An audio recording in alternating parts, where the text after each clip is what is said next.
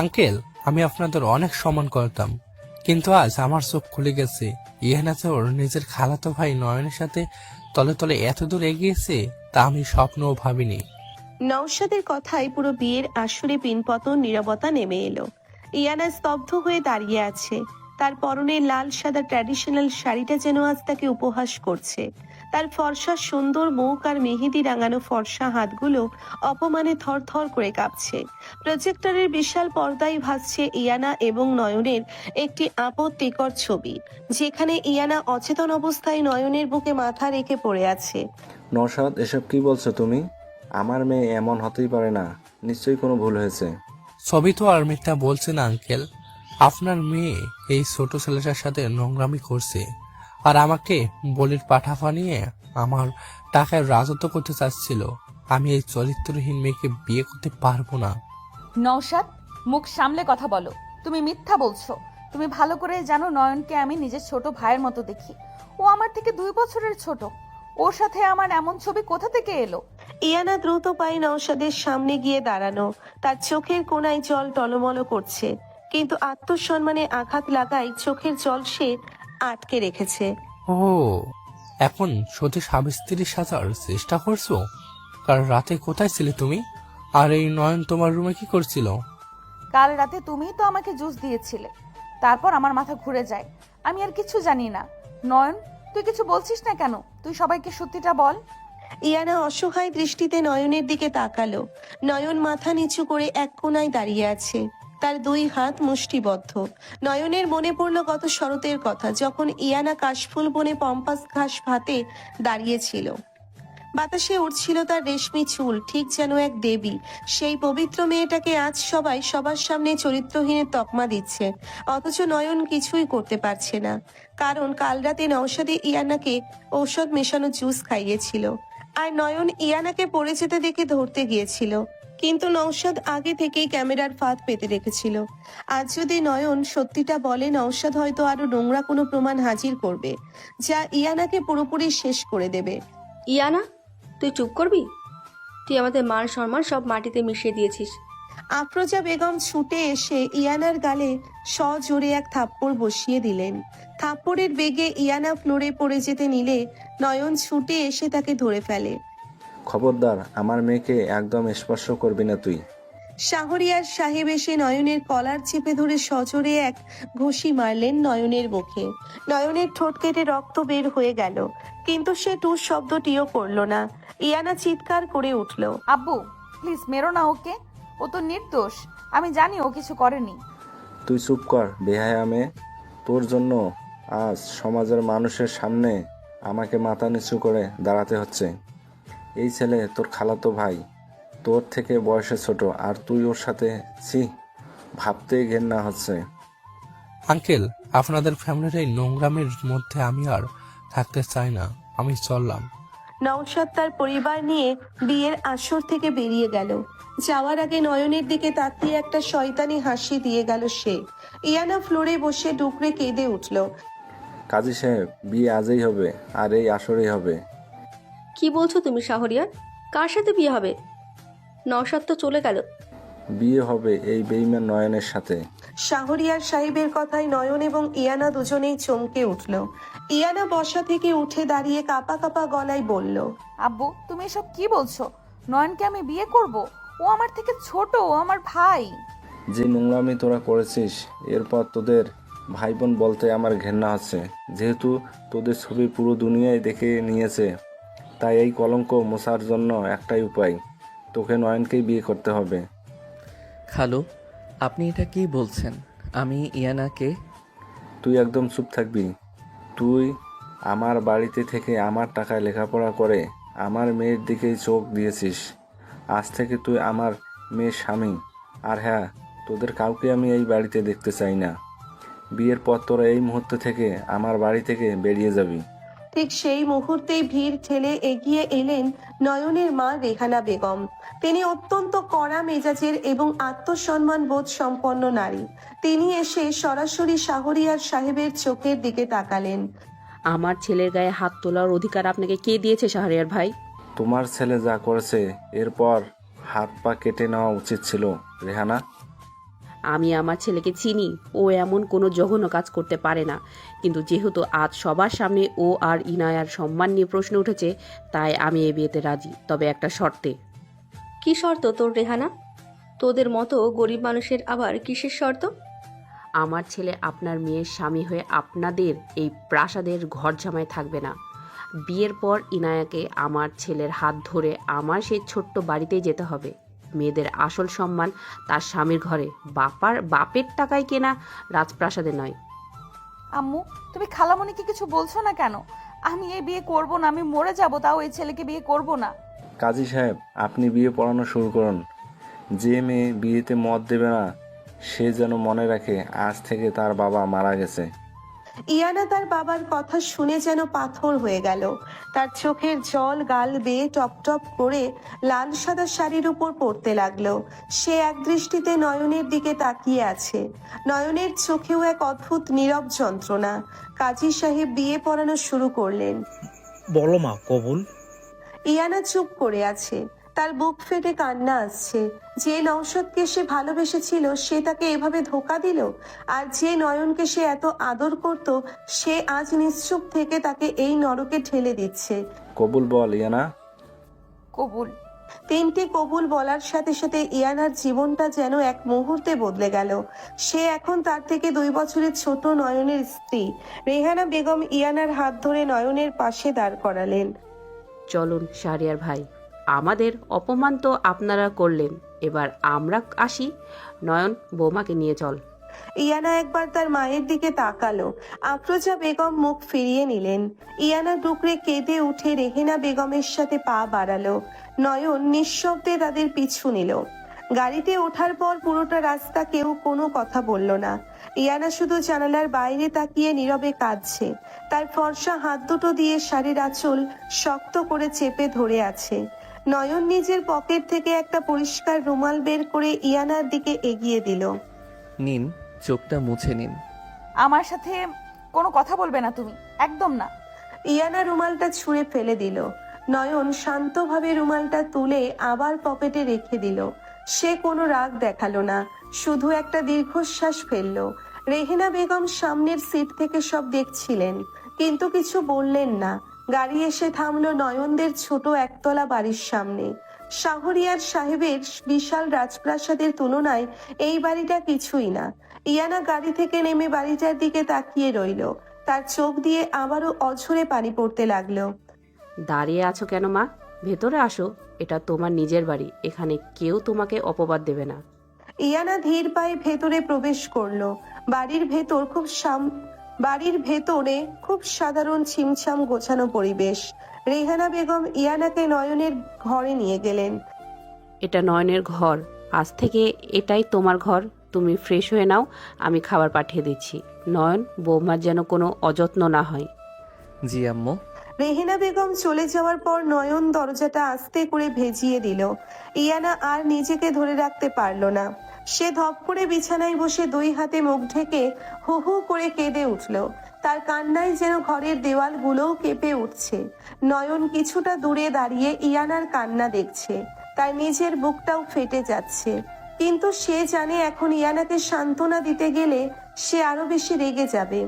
কেন করলে তুমি এমন? কেন? ইয়ানা হঠাৎ মুখ তুলে নয়নের দিকে তাকিয়ে চিৎকার করে উঠল। তার চোখ দুটো জবা ফুলের মতো লাল হয়ে আছে। কি ক্ষতি করেছিলাম আমি তোমার? ছোটবেলা থেকে তোমাকে নিজের ভাইয়ের মতো ভালোবেসেছি, আর তুমি নওশাদের সাথে মিলে আমাকে এইভাবে ফাঁসিয়ে দিলে। তোমার টাকার এত লোভ ছিল যে আমার জীবনটা এভাবে নষ্ট করে দিলে। আপনি ভুল ভাবছেন, আমি নওশাদ ভাইয়ের সাথে কোনো... চুপ, একদম চুপ। একটাও মিথ্যা কথা বলবে না তুমি। তুমি যদি নির্দোষ হতে তাহলে সবার সামনে চুপ করে থাকতে না। তুমি ইচ্ছে করে চুপ ছিলে যাতে আব্বু বাধ্য হয়ে তোমার সাথে আমার বিয়ে দেয়। তুমি একটা স্বার্থপর, নিজ মানসিকতার ছেলে। আমি তোমাকে ঘৃণা করি নয়ন, আমি তোমাকে প্রচন্ড ঘৃণা করি। ইয়ানা হাতের কাছে থাকা বালিশটা নয়নের দিকে সজোরে ছুঁড়ে মারল। নয়ন সরে গেল না, বালিশটা তার বুকে এসে পড়ল। নয়ন শান্তভাবে বালিশটা ফ্লোর থেকে তুলে বিছানায় রাখলো। আমি জানি আপনি এখন অনেক কষ্টে আছেন। আপনার রাগ হওয়াটা খুব স্বাভাবিক। আপনি আমাকে বকা দিন, মারুন, যা ইচ্ছে করুন, কিন্তু দয়া করে কান্না থামান। আপনার শরীর খারাপ করবে। আমার শরীর খারাপ করলে তোমার কি? তুমি তো তোমার উদ্দেশ্য হাসিল করেছো। এখন তো তুমি শাহরিয়ার সাহেবের মেয়ের জামাই। আপনি যদি মনে করেন আমি আপনার বাবার টাকার লোভে এই বিয়ে করেছি, তাহলে আপনি আমাকে চিনতেই পারেননি। আমি সত্যিই তোমাকে চিনতে পারিনি নয়ন। আমি ভাবতেও পারিনি আমার নিজের ছায়ার মতো যে ছেলেটা সারাদিন ঘুরে বেড়াতো, সে আমার পিছে এমন একটা ছুরি মারবে। ইয়ানা আবারও ফুপিয়ে কেঁদে উঠল। নয়ন ধীর পায়ে আলমারির কাছে গেল। ভেতর থেকে ইয়ানার জন্য একটা তোয়ালে আর কিছু সাধারণ সুতির জামা বের করে আনলো, কারণ ইয়ানা এখনো ভারী শাড়ি আর গয়না পরে আছে, যা তাকে কষ্ট দিচ্ছে। এই শাড়ি আর গয়নাগুলো পরে থাকলে আপনার দম বন্ধ লাগবে। এই সাধারণ জামাটা পরে ফ্রেশ হয়ে নিন। ওয়াশরুমটা ওই ডান দিকে। আমি তোমার দেওয়া কোনো জিনিস পরবো না। আমি এই শাড়ি পরেই থাকবো। জেদ করবেন না ইয়ানা, আপনার ফর্সা হাতগুলো গয়নার চাপে লাল হয়ে গেছে। আপনি কষ্ট পেলে আমার আপনার নিজেরই ক্ষতি হবে। নয়নের শান্ত কণ্ঠস্বর আর চোখের গভীর দৃষ্টি দেখে ইয়ানা কিছুটা থমকে গেল। এই ছেলেটা এত গালমন্দ শোনার পরও একটুও খারাপ করছে না কেন? ইয়ানা তোয়ালে আর জামাটা ছো মেরে নিয়ে ওয়াশরুমের দিকে চলে গেল। কিছুক্ষণ পর ইয়ানা মুখ হাত ধুয়ে সাধারণ সুতির জামা পরে বের হয়ে গেল। তার ভারী মেকআপ ধুয়ে যাওয়ার পর তার আসল রূপ যেন আরো স্নিগ্ধ লাগছে। নয়ন টেবিলের উপর খাবার সাজিয়ে অপেক্ষা করছিল। আসুন, কিছু খেয়ে নিন। সকাল থেকে আপনার পেটে কিছু পড়েনি। আমি খাবো না, আমার ক্ষুধা নেই। না খেয়ে নিজেকে কষ্ট দিয়ে কি লাভ পাবেন? আপনি আমাকে শাস্তি দিতে চাইলে দিন, কিন্তু নিজেকে কেন শাস্তি দিচ্ছেন? আমার জীবনটাই তো একটা শাস্তি হয়ে গেছে। তুমি কি বুঝবে তার কষ্ট? তুমি তো দিব্যি খুশি আছো। নয়ন একটা দীর্ঘশ্বাস ফেলে প্লেটে ভাত আর তরকারি মেখে ইয়ানার সামনে এগিয়ে দিল। আমি খুশি নেই ইয়ানা, বিশ্বাস করুন। আপনাকে এভাবে দেখতে আমারও অনেক কষ্ট হচ্ছে, কিন্তু পরিস্থিতি আমাদের হাতে ছিল না। আপনি খেয়ে নিন, আমি আপনাকে আর বিরক্ত করব না। ইয়ানা অবজ্ঞার দৃষ্টিতে নয়নের দিকে তাকালো। পেটে প্রচন্ড ক্ষুধা থাকা সত্ত্বেও সে জেদ করে অন্যদিকে মুখ ঘুরিয়ে নিল। নয়ন বুঝতে পারলো ইয়ানাকে এখন জোর করে কোনো লাভ নেই। ঠিক আছে, আপনি খাবেন না আমি জানি। আমি খাবারটা ঢেকে রাখছি, রাতে যদি ক্ষুধা লাগে খেয়ে নেবেন। নয়ন খাবার ঢেকে রেখে একটা কাঁথার বালিশ নিয়ে ফ্লোরে বিছানা করতে লাগলো। ইয়ানা অবাক হয়ে নয়নের দিকে তাকিয়ে রইল। তুমি ফ্লোরে বিছানা করছো কেন? কারণ বিছানায় আপনি ঘুমাবেন, আর আমি জানি আমার উপস্থিতি এখন আপনার জন্য বিরক্তিকর, তাই আমি নিচেই ঘুমাবো। তুমি ভাবছো এসব নাটক করে তুমি আমার মন গলাতে পারবে? আমি তোমার এই ভালো মানুষের মুখোশের আসল রূপ দেখে ফেলেছি। আমি কোনো মুখোশ পরিনি ইয়ানা, আপনি আমার স্ত্রী, কিন্তু তার মানে এই নয় যে আপনার ইচ্ছার বিরুদ্ধে আমি আপনার উপর কোনো অধিকার ফলাবো। আমি আপনাকে সম্মান করি, আর যতদিন আপনি আমাকে নিজের থেকে মেনে না নেবেন, আমি আমার এই সীমানা অতিক্রম করব না। নয়নের কথাগুলো ইয়ানার বুকে গিয়ে তীরের মতো বিঁধল। বয়সে ছোট এই ছেলেটার কথায় যে পরিমাণ পরিপক্কতা আর সম্মানবোধ সে দেখতে পাচ্ছে, তা নওশাদের মধ্যে সে কোনো দিন দেখেনি। কিন্তু পরক্ষণেই নওশাদের সেই কথাগুলো তার কানে বাজতে লাগলো। সে নিজেকে সামলে নিয়ে শক্ত গলায় বলল, ভালোই হবে। তুমি তোমার জায়গায় থাকবে, আমি আমার জায়গায়। আমাদের এই বিয়েটা শুধু একটা চুক্তি। আমি কোনো দিন তোমাকে স্বামী হিসেবে মেনে নেব না। আমি কখনো জোর করব না, আপনি নিশ্চিন্তে ঘুমান। নয়ন লাইট অফ করে দিয়ে ফ্লোরে শুয়ে পড়ল। ঘরে শুধু জানালার ফাঁক দিয়ে আসা চাঁদের আলো এসে পড়েছে। ইয়ানা বিছানায় গুটিসুটি মেরে শুয়ে আছে, তার চোখে ঘুম নেই। সে শুধু ভাবছে আজ সকালে সে কতটা খুশি ছিল, আর এখন সে কোথায় এসে দাঁড়িয়েছে। রাত গভীর হতে লাগলো। হঠাৎ ইয়ানার ফুপিয়ে কান্নার শব্দে নয়নের ঘুম ভেঙে গেল। নয়ন ধরপড় করে উঠে বসলো। সে দেখলো ইয়ানা ঘুমের মধ্যেই কাঁদছে আর অস্পষ্ট স্বরে কিছু বলছে। নয়ন দ্রুত উঠে ইয়ানার পাশে গিয়ে বলল। সে সাবধানে ইয়ানার ফর্সা মুখটার দিকে তাকালো। চাঁদের আলোয় ইয়ানার চোখের জল চিকচিক করছে। কেন করলে এমন? নওশাদ কেন আমাকে ঠকালে? আব্বু আমাকে বের করে দিল, আমি কোথায় যাব? ইয়ানার কষ্ট দেখে নয়নের নিজের চোখও ভিজে গেল। সে আলতো করে ইয়ানার মাথায় হাত রাখলো। নয়নের হাতের স্পর্শ পেয়ে ইয়ানা যেন কিছুটা শান্ত হলো। সে অবচেতনভাবেই নয়নের হাতটা শক্ত করে ধরে নিজের বুকের কাছে টেনে নিল। আমি আপনাকে কথা দিচ্ছি ইয়ানা, যে বা যারা আপনার চোখের এই জলের কারণ, আমি তাদের কাউকেই ছাড়ব না। নওশাদকে আমি এমন শাস্তি দেব যে সে আপনার দিকে তাকানোর সাহসও পাবে না। আপনাকে আমি আপনার হারানো সম্মান, আপনার বাবার ভালোবাসা সব ফিরিয়ে দেব। শুধু একটু ধৈর্য ধরুন। আপনার এই আদুরে ছোট ভাইটা যে কবে আপনার প্রেমে পাগল হয়ে গেছে তা আপনি কোনোদিন বোঝেননি। আর আজ যখন আপনি আমার স্ত্রী, তখন আপনার সব কষ্ট দূর করার দায়িত্ব আমার। নয়ন অতি সন্তর্পণে ইয়ানার চুলে বিলি কেটে দিতে লাগলো। ইয়ানার কান্না ধীরে ধীরে থেমে গেল। সে এক গভীর প্রশান্তিতে ঘুমিয়ে পড়ল। নয়ন সারা রাত ফ্লোরে বসে ইয়ানার হাত ধরে তার দিকে মুগ্ধ দৃষ্টিতে তাকিয়ে রইল। ভোরের স্নিগ্ধ আলো জানালার গ্রিল গলে বিছানায় এসে পড়েছে। ইয়ানার ঘুম ভাঙলো পাখির কিচির মিচির শব্দে। চোখ খুলে সে কিছুক্ষণ ছাদের দিকে তাকিয়ে রইল। রাজকীয় ঝাড়বাতির বদলে একটি সাধারণ ফ্যান ঘুরছে। গতরাতের ভয়ঙ্কর স্মৃতিগুলো হুড়মুড় করে তার মস্তিষ্কে আঘাত করলো। সে ধরপড় করে উঠে বসলো। ফ্লোরের দিকে তাকিয়ে দেখলো নয়ন সেখানে নেই। বিছানা পরিপাটি করে গোছানো। ইয়ানার বুকের ভেতরটা অদ্ভুত এক শূন্যতায় ভরে গেল। ঠিক তখনই দরজায় টোকা পড়লো। আমি কি ভেতরে আসতে পারি? দরজা তো খোলাই আছে, অনুমতি নেওয়ার কি নাটক করছো? নয়ন ধীর পায়ে ভেতরে প্রবেশ করলো। তার হাতে এক কাপ ধোয়া ওঠা চা, পরনে একটি সাধারণ সাদা শার্ট আর কালো প্যান্ট। তার চোখের নিচে হালকা কালি, দেখেই বোঝা যাচ্ছে সারা রাত সে ঘুমায়নি। আপনার জন্য চা এনেছি, চিনি ছাড়া কড়া লিকারের চা, যেমনটা আপনি সকালে খেতে পছন্দ করেন। তুমি জানলে কি করে আমি চিনি ছাড়া কড়া লিকারের চা খাই? আমি আপনার সম্পর্কে অনেক কিছুই জানি ইয়ানা। আপনি ছোটবেলা থেকেই সকালের চায়ে চিনি অপছন্দ করেন। চাটা খেয়ে নিন, মাথা ব্যথা কমবে। আমার মাথা ব্যথা করুক বা আমি মরে যাই, তাতে তোমার কি? তুমি তো তোমার গেম খেলে জিতে গেছো। এখন এইসব দরদ দেখানোর কোনো মানে হয় না। আমি তোমার হাতে চা খাবো না। আপনি চা খাবেন না সেটা আপনার ব্যক্তিগত ব্যাপার, তবে আমি আমার দায়িত্ব পালন করব। চা টেবিলে রাখা হইল। আর হ্যাঁ, আমি কাজে যাচ্ছি, ফিরতে হয়তো সন্ধ্যা হবে। আপনার কিছু লাগলে মৃত্তিকা ভাবিকে বলতে পারেন। তুমি কাজে যাচ্ছ মানে? তুমি তো আব্বুর কোম্পানিতে কাজ করতে, আব্বু তো তোমাকে বের করে দিয়েছে, তাহলে এখন কোথায় যাচ্ছ? একজন পুরুষের কাজ শুধু এক জায়গায় আটকে থাকে না ইয়ানা। আমার নিজের একটা পথ আছে। আপনি আমাকে নিয়ে এত ভাববেন না। আপনি নিজের যত্ন নিন। নয়নার কোনো কথা না বাড়িয়ে শান্ত পায়ে ঘর থেকে বেরিয়ে গেল। ইয়ানা অবাক হয়ে দরজার দিকে তাকিয়ে রইল। এই বয়সে ছোট ছেলেটার মধ্যে এত গাম্ভীর্য আর আত্মবিশ্বাস সে আগে কখনো দেখেনি। ইয়ানা বিছানা থেকে উঠে টেবিলের কাছে গেল। চাটা থেকে সুন্দর একটা সুবাস আসছে। প্রচন্ড মাথা ব্যথার কারণে সে বাধ্য হয়েই চাতে চুমুক দিল। আশ্চর্যের বিষয় হলো চাটা ঠিক তার মনের মতো হয়েছে। এমন নিখুঁত চা শাহরিয়ার সাহেবের বাড়ির দামি বাবুর্চিরাও বানাতে পারে না। চা শেষ হতেই দরজায় আবার নক করলো। ভিতরে আসবো ইয়ানা? আসুন। মৃত্তিকা হাসি মুখে ভেতরে প্রবেশ করলো। তার হাতে একটি সুন্দর শাড়ি। মৃত্তিকা ইয়ানার দিকে তাকিয়ে মুগ্ধ চোখে হাসলো।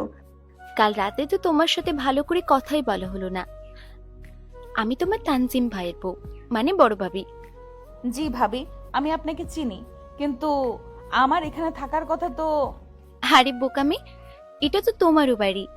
আর কাল তো তুমি তাড়াহুড়ো করে কিছুই আনতে পারোনি, তাই আমি তোমার জন্য এই ট্র্যাডিশনাল লাল সাদা শাড়িটা নিয়ে এসেছি। শাড়ি? কিন্তু ভাবি, আমি এখন এইসব। কোনো কিন্তু নয় ইয়ানা, শাড়িটা আমি তোমার জন্য পছন্দ করে এনেছি। জানো, তোমার গায়ের রং এত নিখুঁত ফর্সা, আর মুখের রঙের সাথে তোমার হাতের রঙের কি অদ্ভুত মিল। এই ট্র্যাডিশনাল লাল সাদা শাড়িতে তোমাকে একদম পরীর মতো লাগবে। আর শাড়ির কুচিগুলো আর আঁচল আমি নিজে খুব নিখুঁতভাবে পরিয়ে দেব। দেখবে পারফেক্ট একটা লুক আসবে। তুমি তো জানোই, শাড়ি ঠিক মতো না পরালে পুরো সৌন্দর্যটাই নষ্ট হয়ে যায়। কিন্তু ভাবি, আমার একদম ইচ্ছে করছে না সাজতে। আমার জীবনটা ধ্বংস হয়ে গেছে। জীবন এত সহজে ধ্বংস হয় না বোন। নয়ন ছেলেটাকে তুমি যতটা খারাপ ভাবছো, ও ততটাও খারাপ নয়। তুমি ফ্রেশ হয়ে নাও, আমি তোমাকে শাড়ি পরিয়ে দিচ্ছি। নয়নের মা মানে তোমার শাশুড়ি, কিন্তু সকাল সকাল দেরি করে ওঠা পছন্দ করেন না। মৃত্তিকার এত আন্তরিকতা আর মিষ্টি কথায় ইয়ানা আর না করতে পারল না। সে ফ্রেশ হয়ে আসার পর মৃত্তিকা খুব যত্ন নিয়ে নিখুঁত ভাজে ভাজে তাকে লাল সাদা শাড়িটা পরিয়ে দিল। আয়নায় নিজেকে দেখে ইয়ানা নিজেই অবাক হয়ে গেল। শাড়িটা যেন তার গায়ের ফর্সা রঙের সাথে মিশে এক অদ্ভুত স্নিগ্ধতা তৈরি করেছে। মাশাল্লাহ, কারণ নজর না লাগে আমার যাকে। চলো এবার, মা খাবার টেবিলে অপেক্ষা করছেন।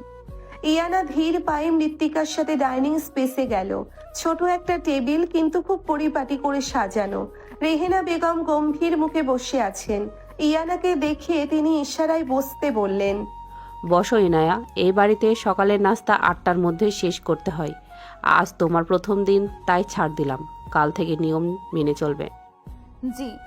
মৃত্তিকা, বৌমাকে খাবার দাও। আর শোনো ইয়ানা, তুমি বড় ঘরের মেয়ে, এখানকার সাধারণ খাবার তোমার হয়তো মুখে রুচবে না, কিন্তু না খেলে শরীর খারাপ করলে আমি সেটা সহ্য করব না। তোমার বাবার বাড়িতে তুমি যা ইচ্ছে করেছো, এখানে তোমার স্বাস্থ্য আর সম্মানের দায়িত্ব আমার। আমি খেয়ে নেব। ইয়ানা অবাক হয়ে ভাবছে তার ফুপো বা অন্য ধনী আত্মীয়দের মতো এই মহিলা তাকে নিয়ে কোনো খোঁটা দিচ্ছে না।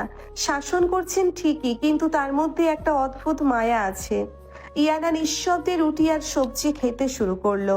খাবারটা সাদামাটা হলেও স্বাদ খুব ভালো। দুপুর গড়িয়ে বিকেল হলো। ইয়ানা নিজের ঘরে বসে জানালা দিয়ে বাইরের আকাশ দেখছে। তার মনে পড়ে যাচ্ছে বাবার বাড়ির কথা, তার নিজের রাজকীয় রুমটার কথা, আর মনে পড়ছে নওশাদের সেই বেইমানি ভরা হাসিটা। ইয়ানার চোখের কোণ বেয়ে এক ফোঁটা জল গড়িয়ে পড়লো। হঠাৎ বাইরের ঘরে হাসির শব্দ শুনে ইয়ানা দরজা সামান্য ফাঁক করলো। দেখলো নয়ন কাছ থেকে ফিরেছে, আর তার সামনে দাঁড়িয়ে আছে তানিয়া। তানিয়া নয়নের ফুফাতো বোন। নয়ন ভাইয়া, তুমি এত ঘেমে নিয়ে একাকার হয়ে গেছো, দেখি আমাকে ব্যাগটা দাও। আরে তানিয়া, তুই তুই কখন এলি? ব্যাগটা রাখ, আমি নিচ্ছি। আমি তো দুপুরে এসেছি, আর তুমি আমাকে ব্যাগ ধরতে দেবে না কেন? আমি কি পর নাকি? দাঁড়াও, তোমার কপালে কত ঘাম, আমি মুছে দিচ্ছি। তানিয়া তার ওড়না দিয়ে নয়নের কপালের ঘাম মুছতে গেল। নয়ন কিছুটা অস্বস্তিতে পিছিয়ে গেল, কিন্তু তানিয়া জোর করেই মুছিয়ে দিতে চাইল। দরজার ফাঁক দিয়ে এই দৃশ্য দেখে ইয়ানার বুকের ভেতর হঠাৎ করে যেন আগুন জ্বলে উঠল। একটা অদ্ভুত রাগ আর জেদ এসে ভর করলো তার মস্তিষ্কে। সে কেন রেগে যাচ্ছে সে নিজেই বুঝতে পারছে না। এই মেয়েটা নয়নের এত কাছে কেন যাচ্ছে? আর নয়নই বা ওকে কেন প্রশ্রয় দিচ্ছে? নয়ন তো বিবাহিত। ও মনে পড়েছে, নয়ন তো আমাকে বিয়ে করেছে শুধু আব্বুর টাকার জন্য। এখন আবার এই তানিয়ার সাথে প্রেমলীলা চলছে। ইয়ানা আর নিজেকে আটকে রাখতে পারলো না। সে সজোরে দরজা খুলে ড্রয়িং রুমে এসে দাঁড়ালো। তার নিখুঁত লাল সাদা শাড়ি আর রাগী চেহারায় তাকে অগ্নিমূর্তির মতো দেখাচ্ছিল। তানিয়া, তোমার ওড়নাটা নিজের কাছেই রাখো। আমার স্বামীর যত্ন কিভাবে নিতে হয় সেটা আমি খুব ভালো করেই জানি। ইয়ানার কথা শুনে নয়ন এবং তানিয়া দুজনেই চমকে তাকালো। নয়নের চোখে এক অদ্ভুত বিস্ময়। ইয়ানা তাকে আমার স্বামী বলে দাবি করেছে, এটা নয়নের কাছে স্বপ্নের মতো মনে হলো। ইয়ানা আপু, মানে ভাবি, আমি তো শুধু ভাইয়ার ঘাম মোছার জন্য এই বাড়িতে পরিষ্কার তোয়ালে আছে, তোমার এই নোংরা ওড়নার কোনো প্রয়োজন নেই। আর নয়ন, তুমি ঘরে এসো, আমি তোমার জন্য ফ্রেশ পানি দিচ্ছি। ইয়ানা কড়া গলায় কথাগুলো বলে নয়নের হাত ধরে এক প্রকার টেনেই নিজের ঘরের দিকে নিয়ে গেল। তানিয়া রাগে ফুঁসতে ফুঁসতে সেখান থেকে চলে গেল। ঘরে ঢুকেই ইয়ানা নয়নের হাতটা সজোরে ছেড়ে দিল। আপনি তানিয়ার সাথে এভাবে কথা বললেন কেন? ও তো ছোট মানুষ। ছোট মানুষ? তোমার ঘাম মুছিয়ে দেওয়ার এত দরদর উতলে উঠছে কেন? আর তুমিও তো খুব গলে যাচ্ছিলে। আমি গলে যাচ্ছিলাম না ইয়ানা, আমি নিজেই অস্বস্তিতে ছিলাম, কিন্তু আপনি হঠাৎ করে এসে আমাকে স্বামী বলে অধিকার খাটালেন যে। আমি তো ভেবেছিলাম আপনি এই বিয়েটা মানেন না। বিয়েটা আমি মানি বা না মানি, কাগজে কলমে তুমি আমার স্বামী। আর আমার চোখের সামনে আমার স্বামী অন্য কোনো মেয়ের সাথে ঢলাঢলি করবে, সেটা আমি সহ্য করব? আমার আত্মসম্মান বোধ আছে। এটা কি শুধুই আত্মসম্মান বোধ নাকি অন্য কিছু? ইয়ানা, আপনার চোখে আমি কি একটু জেলাসি দেখতে পাচ্ছি? হোয়াট? জেলাসি? আর তোমার জন্য? হাসালে নয়ন। তুমি এমন কোনো মহামানব নও যে তোমার জন্য আমি জেলাস ফিল করব। আমি জাস্ট আমার অধিকারটা বুঝিয়ে দিলাম। এখন যাও, গিয়ে গোসল করো, তোমার ঘামের গন্ধে আমার বমি আসছে। ইয়ানা মুখ ঘুরিয়ে জানালার দিকে চলে গেল। নয়ন মিটিমিটি হেসে ওয়াশরুমের দিকে পা বাড়ালো। সে বুঝতে পারছে ইয়ানার এই জেদ আর রাগের আড়ালে একটা অদ্ভুত মায়া জন্ম নিতে শুরু করেছে। সন্ধ্যা নামার সাথে সাথেই আকাশের মুখ ভার হতে শুরু করলো। ঘন কালো মেঘে চারপাশ ঢেকে গেছে। হঠাৎ করেই দমকা হাওয়া আর সাথে মুষলধারে বৃষ্টি শুরু হলো। বৃষ্টির সাথে শুরু হলো ভয়ঙ্কর মেঘের গর্জন। বিদ্যুৎ চমকানোর আলোয় পুরো ঘরটা ক্ষণে ক্ষণে আলোকিত হয়ে উঠছে। ইয়ানা ছোটবেলা থেকেই মেঘের ডাক খুব ভয় পায়। সে ভয়ে বিছানার এক কোণায় গুটিসুটি মেরে বসে দুই হাতে কান চেপে ধরলো। আল্লাহ, এত জোরে বাজ পড়ছে কেন? নয়ন, নয়ন কোথায় তুমি? নয়ন বারান্দায় ছিল। ইয়ানার চিৎকার শুনে সে দৌড়ে ঘরে এলো। ঠিক তখনই কারেন্ট চলে গেল। পুরো ঘর ঘুটঘুটে অন্ধকার। হঠাৎ বিকট শব্দে একটা বাজ পড়লো। আহ! ইয়ানা ভয়ে লাফ দিয়ে খাট থেকে নেমে দৌড়তে গিয়ে অন্ধকারের মধ্যে নয়নের বুকের উপর আছড়ে পড়ল। নয়ন সাথে সাথে তার বলিষ্ঠ দুই হাত দিয়ে ইয়ানাকে শক্ত করে জড়িয়ে ধরল। ইয়ানা ভয়ে নয়নের শার্ট খামচে ধরে তার বুকের মধ্যে মুখ লুকালো। ভয় পাবেন না ইয়ানা, আমি আছি, আমি আপনার সাথে আছি, কিচ্ছু হবে না। নয়ন, আমার খুব ভয় করছে, প্লিজ আমাকে ছেড়ে যেও না। আমি কোথাও যাব না, আপনি শান্ত হন, আমি আপনাকে ধরে আছি। নয়নের শান্ত গম্ভীর কণ্ঠস্বর আর তার বুকের প্রশস্ততায় ইয়ানা এক অদ্ভুত নিরাপত্তা অনুভব করলো। নয়নের শরীরের একটা হালকা সুবাস ইয়ানার নাকে এসে লাগছে। এই মুহূর্তেই ইয়ানার মনে হচ্ছে পৃথিবীর সবচেয়ে নিরাপদ আশ্রয় স্থল হলো এই মানুষটার বুক। নয়ন খুব সাবধানে অত্যন্ত সম্মানের সাথে ইয়ানাকে ধরে বিছানায় বসালো। নিজে তার পাশে বসে ইয়ানার হাত দুটো নিজের হাতের মুঠোয় নিল। মেঘের শব্দ তো শুধু একটা প্রাকৃতিক ব্যাপার, আপনি এত ভয় পাচ্ছেন কেন? আমি তো আপনার পাশেই আছি। তুমি কি সারা রাত আমার হাতটা এইভাবেই ধরে থাকবে? আমি একা ঘুমাতে পারবো না নয়ন। আমি কথা দিচ্ছি, সকাল হওয়া পর্যন্ত আমি আপনার একটা আঙুলও ছাড়ব না। আপনি চোখ বন্ধ করুন। ইয়ানা নয়নের কাঁধে মাথা রেখে চোখ বন্ধ করলো। নয়নের আঙ্গুলগুলো ধীরে ধীরে ইয়ানার চুলে বিলি কাটতে লাগলো। এই স্পর্শে কোনো জোর জবরদস্তি নেই, কোনো লালসা নেই, আছে শুধু এক অদ্ভুত স্নিগ্ধতা আর পবিত্র ভালোবাসা। ইয়ানা অনুভব করছে নয়নের বুকের ধুকপুকানি।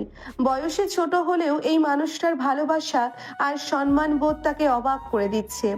রাত গভীর হলো, বৃষ্টি কিছুটা থেমেছে, কিন্তু ঠান্ডা বাতাস বইছে। ইয়ানা হঠাৎ করে একটু কেঁপে উঠল। নয়ন খেয়াল করলো ইয়ানার শরীরটা বেশ গরম। বিকেলে জানালার পাশে দাঁড়িয়ে থাকায় হয়তো ঠান্ডা লেগেছে। নয়ন দ্রুত ইয়ানার কপালে হাত দিয়ে চমকে উঠল। ইয়ানা, আপনার তো প্রচণ্ড জ্বর এসেছে, গা পুড়ে যাচ্ছে একদম। আমার খুব শীত করছে নয়ন।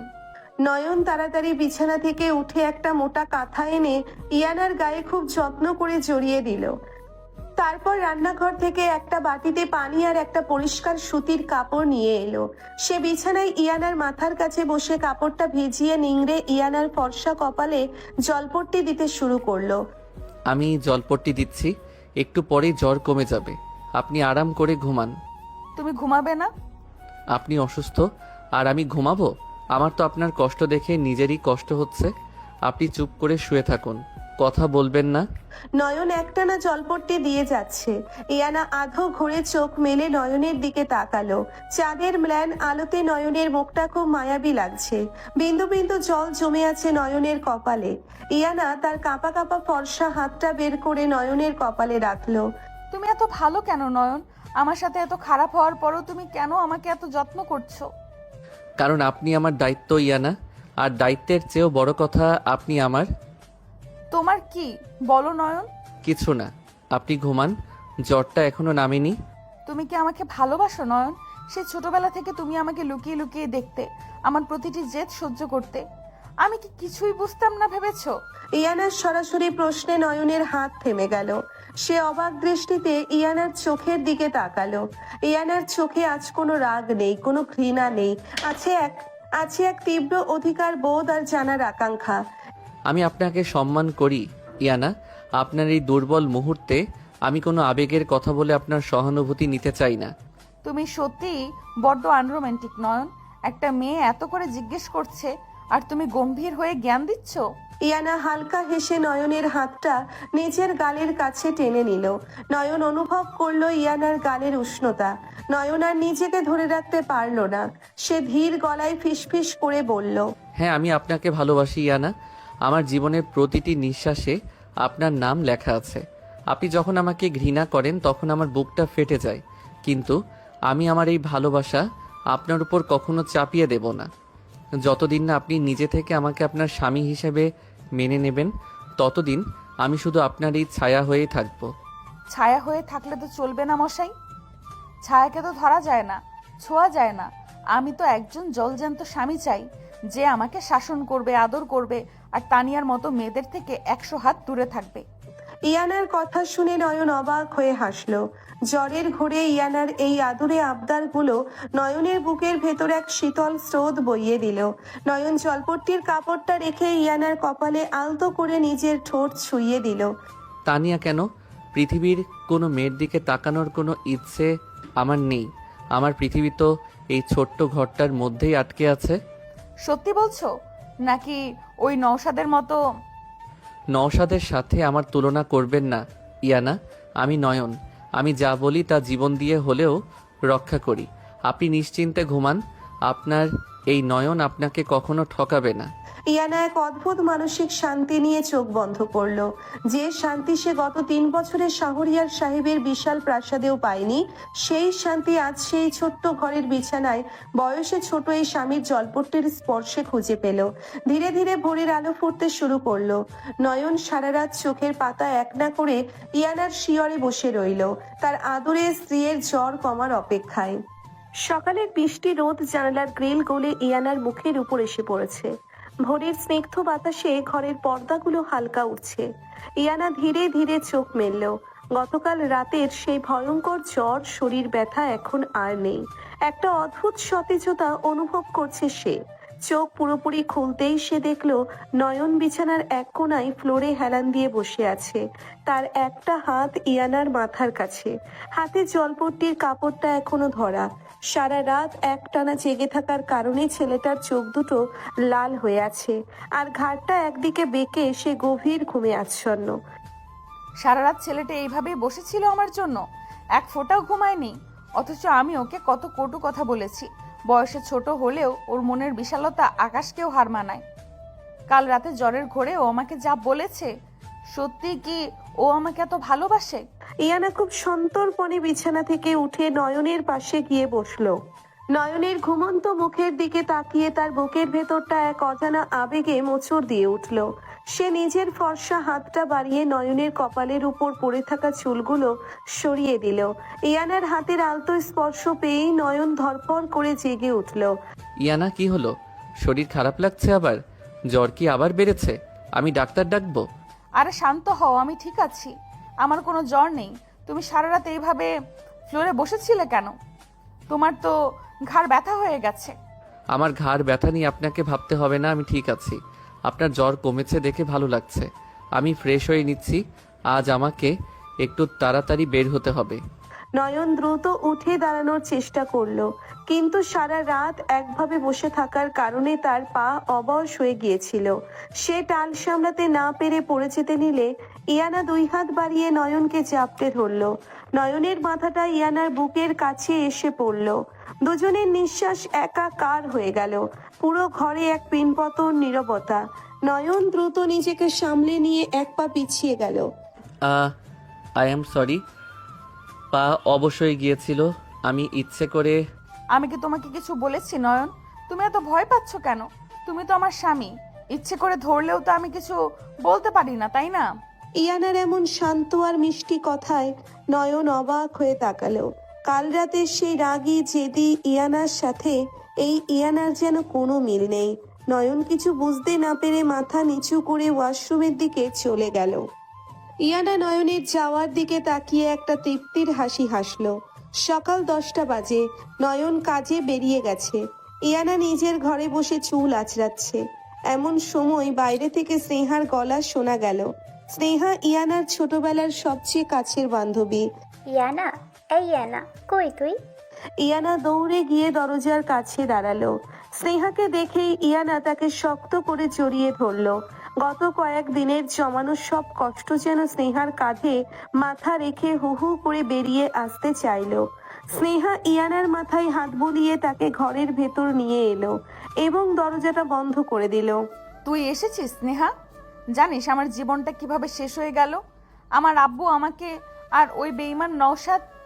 তুই চুপ করবি না, একদম চুপ। তুই কিছুই জানিস না, তোর মতো গাধী মেয়ে পৃথিবীতে আর একটাও নেই। মানে তুই আমাকে গাধী বলছিস কেন? আমি কি করলাম? তুই ওই মহামূল্যবান হীরের টুকরো নয়নকে ভুল বুঝেছিস। তুই ভেবেছিস নয়ন নওশাদের সাথে মিলে তোকে ফাঁসিয়েছে। শোনিয়ানা, আমি গত 3 দিন ধরে একটা প্রাইভেট ডিটেকটিভ লাগিয়েছিলাম নওশাদের অতীত আর ওই রাতের আসল ঘটনা বের করার জন্য। আসল ঘটনা মানে কি স্নেহা? যা দেখেছি সেটাই তো আসল ঘটনা। যা দেখেছি সেটা আসল ঘটনা নয় ইয়ানা, তুই নিজের কানেই শোন। স্নেহা নিজের ফোন থেকে একটা অডিও রেকর্ডিং প্লে করলো। সেখানে নওশাদ আর তার এক বন্ধুর কথোপকথন শোনা যাচ্ছে। আরে দোস্ত, ইয়ানা মেয়েটা খুব অহংকারী। ওর বাবার টাকার জন্য আমি ওকে সহ্য করেছিলাম, কিন্তু আমি ভালোবাসি সিমরানকে। তাই বিয়ের দিন এখন গৃহ খেললাম যে একটিলে 2 পাখি মরল। জুসের ভিতর ঔষধ মিশিয়ে ইয়ানাকে দিলাম। ও যখন মাথা ঘুরে পড়ে যাচ্ছিল তখন ওই বেচারা নয়ন দৌড়ে এসে ওকে ধরে। আমি ঠিক ওই সময় ছবিটা তুলে নেই। আর নয়ন ছেলেটা তো একটা আস্ত গাধা। আমি ওকে বলেছিলাম ও যদি সত্যি কথাটা কাউকে বলে তাহলে আমি ইয়ানার আর্টিফিশিয়াল ইন্টেলিজেন্স বা এআই দিয়ে বানানো এমন কিছু নোংরা ভিডিও ইন্টারনেটে ছেড়ে দেব যা থেকে ইয়ানা সুইসাইড ছাড়া কোনো পথ পাবে না। ব্যাস, নিজের বোনকে বাঁচানোর জন্য এই গাধাটা নিজের কাঁধে সব কলঙ্ক তুলে নিল। মুখ বুজে থাপ্পড় খেলো, অপমান সহ্য করলো, কিন্তু টু শব্দ করলো না। অডিওটা শেষ হওয়ার পর ইয়ানার মনে হলো তার পায়ের নিচ থেকে মাটি সরে গেছে। তার হাত পা কাঁপছে, 2 চোখ দিয়ে অঝরে জল পড়ছে। সে ফ্লোরে বসে পড়ে 2 হাতে নিজের মুখ ঢেকে ডুকরে কেঁদে উঠল। আল্লাহ, আমি এটা কি করেছি স্নেহা? আমি নয়নকে কত জঘন্য কথা বলেছি। আমি ওকে স্বার্থপর বলেছি, ওকে ঘেন্না করে বলেছি। ও আমার সম্মান বাঁচানোর জন্য এত বড় অপবাদ নিজের ঘাড়ে নিল, আর আমি ওকে একটুও বিশ্বাস করিনি। শুধু অপবাদ নেয়নি ইয়ানা, তুই ভেবে দেখ, তোর বাবা যখন তোকে ঘাড় ধাক্কা দিয়ে বের করে দিয়েছিল তখন এই নয়ন আর ওর মাই তোকে আশ্রয় দিয়েছে। নয়ন ছোটবেলা থেকেই তোকে কতটা ভালোবাসে সেটা অন্ধও দেখতে পায়, শুধু তুই ছাড়া। ওই নওশাদের মতো একটা ধোঁকাবাজের জন্য তুই এত সুন্দর একটা ভালোবাসাকে অপমান করেছিস। আমাকে কি করতে হবে স্নেহা, তুই বল। আমি নয়নের চোখের দিকে কিভাবে তাকাবো? ও আজ সকালে পা অবশ্যই পড়ে যাচ্ছিল, তাও আমার থেকে দূরে সরে গেল শুধু আমি বকাবকি করব বলে। ও আমাকে কতটা সম্মান করে আর আমি ওকে কতটা কষ্ট দিয়েছি। কান্না থামাইয়া না, চোখে জল দিয়ে ভুল শুধরানো যায় না। নয়ন এখন তোর স্বামী, ওকে ওর প্রাপ্য অধিকার দে, ভালোবাসাতে। ও তোকে রানীর মতো করে রাখবে। ওর মনে যে তোর জন্য কতদিনে জমানো অভিমান আর ভালোবাসা আছে সেটা তোকেই বের করে আনতে হবে। স্নেহা আরো কিছুক্ষণ ইয়ানাকে বুঝিয়ে শান্ত করে চলে গেল। ইয়ানা একা ঘরে বসে অনেকক্ষণ কাঁদল, কিন্তু এই কান্না হতাশার নয়, এই কান্না অনুশোচনা আর নতুন এক ভালোবাসার অনুভূতির। ইয়ানা উঠে চোখে মুখে পানি দিয়ে আয়নার সামনে দাঁড়ালো। আজ থেকে আমি আর ওই অহংকারী বোকা ইয়ানা নই। আজ থেকে আমি শুধু নয়নের স্ত্রী। যে সম্মান, যে ভালোবাসা তুমি আমাকে দিয়েছো নয়ন, আজ থেকে তার 100 গুণ আমি তোমাকে ফিরিয়ে দেব। দুপুর বেলায় ইয়ানা শাড়ির আঁচল কোমরে গুজে সোজা রান্নাঘরে গিয়ে হাজির হলো। রেহেনা বেগম এবং মৃত্তিকা ভাবি অবাক হয়ে তাকালেন। আরে ইয়ানা, তুমি এখানে কেন? তোমার তো এখনো শরীর দুর্বল। যাও ঘরে গিয়ে বিশ্রাম নাও। একদম না ভাবি, আজ থেকে আমি আর বসে থাকবো না। নয়নের কি কি পছন্দ আমাকে শুধু সাজিয়ে দাও। আজ রাতে আমি নিজের হাতে ওর জন্য রান্না করব। বাপের বাড়িতে তো কোনোদিন 1 গ্লাস পানি ঢেলেও খাওনি, এখন আবার আমার ছেলের জন্য রান্না করার ভূত চাপলো কেন মাথায়? আম্মু, বাপের বাড়ির কথা বাদ দিন, এখন এটা আমার বাড়ি। নয়ন আমার স্বামী, স্বামীর জন্য রান্না করাটা তো আমার দায়িত্ব, তাই না? রেহিনা বেগম ইয়ানার কথা শুনে অবাক হলেও মুখে কিছু প্রকাশ করলেন না। তিনি শুধু মিটিমিটি হেসে নিজের কাজে মন দিলেন। ইয়ানা পুরো বিকেল ধরে খুব যত্ন করে নয়নের পছন্দের গরুর মাংস আর পোলাও রান্না করলো। যদিও একটু কষ্ট হয়েছে, কিন্তু নয়নের মুখটা মনে পড়তেই তার সব ক্লান্তি দূর হয়ে যাচ্ছিল। সন্ধ্যা ঘনিয়ে আসার সাথে সাথে আকাশ কালো করে মেঘ জমে উঠল। শুরু হলো তীব্র কালবৈশাখী ঝড় আর মুষলধারে বৃষ্টি। ইয়ানা বারান্দায় দাঁড়িয়ে বারবার গেটের দিকে তাকাচ্ছে। নয়নের তো এতক্ষণে ফিরে আসার কথা। রাত 8টা বেজে গেল, কিন্তু নয়নের কোনো খবর নেই। ইয়ানার বুকের ভেতরটা অজানা এক আশঙ্কায় কাঁপতে শুরু করলো। রাত 8:30টার দিকে গেট খোলার শব্দ হলো। ইয়ানা দৌড়ে গিয়ে দেখলো নয়ন সম্পূর্ণ ভিজে জবথব হয়ে দাঁড়িয়ে আছে। বৃষ্টির পানিতেও শার্ট গায়ের সাথে লেপ্টে আছে। শীতে ঠকঠক করে কাঁপছে ছেলেটা। নয়ন, তুমি এত ভিজলে কিভাবে? তোমার কাছে ছাতা ছিল না? আসলে কাজ থেকে বের হওয়ার সময় হুট করে বৃষ্টি নামলো, আর বাস পাচ্ছিলাম না, তাই আপনি দূরে থাকুন ইয়ানা।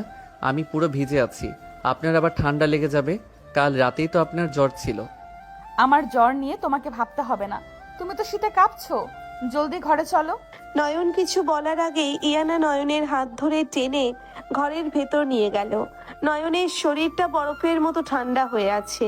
ইয়ানা দ্রুত আলমারি খুলে একটা শুকনো তোয়ালে আর নয়নের সাধারণ টি শার্ট ও লুঙ্গি বের করে দিল।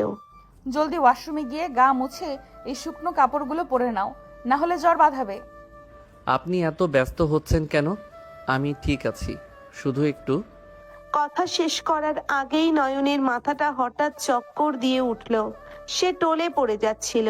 ইয়ানা তাকে জড়িয়ে ধরে বিছানায় বসিয়ে দিল। ইয়ানা খেয়াল করলো নয়নের শরীরটা জ্বরে পুড়ে যাচ্ছে। আল্লাহ, তোমার শরীর তো আগুনে পুড়ছে নয়ন।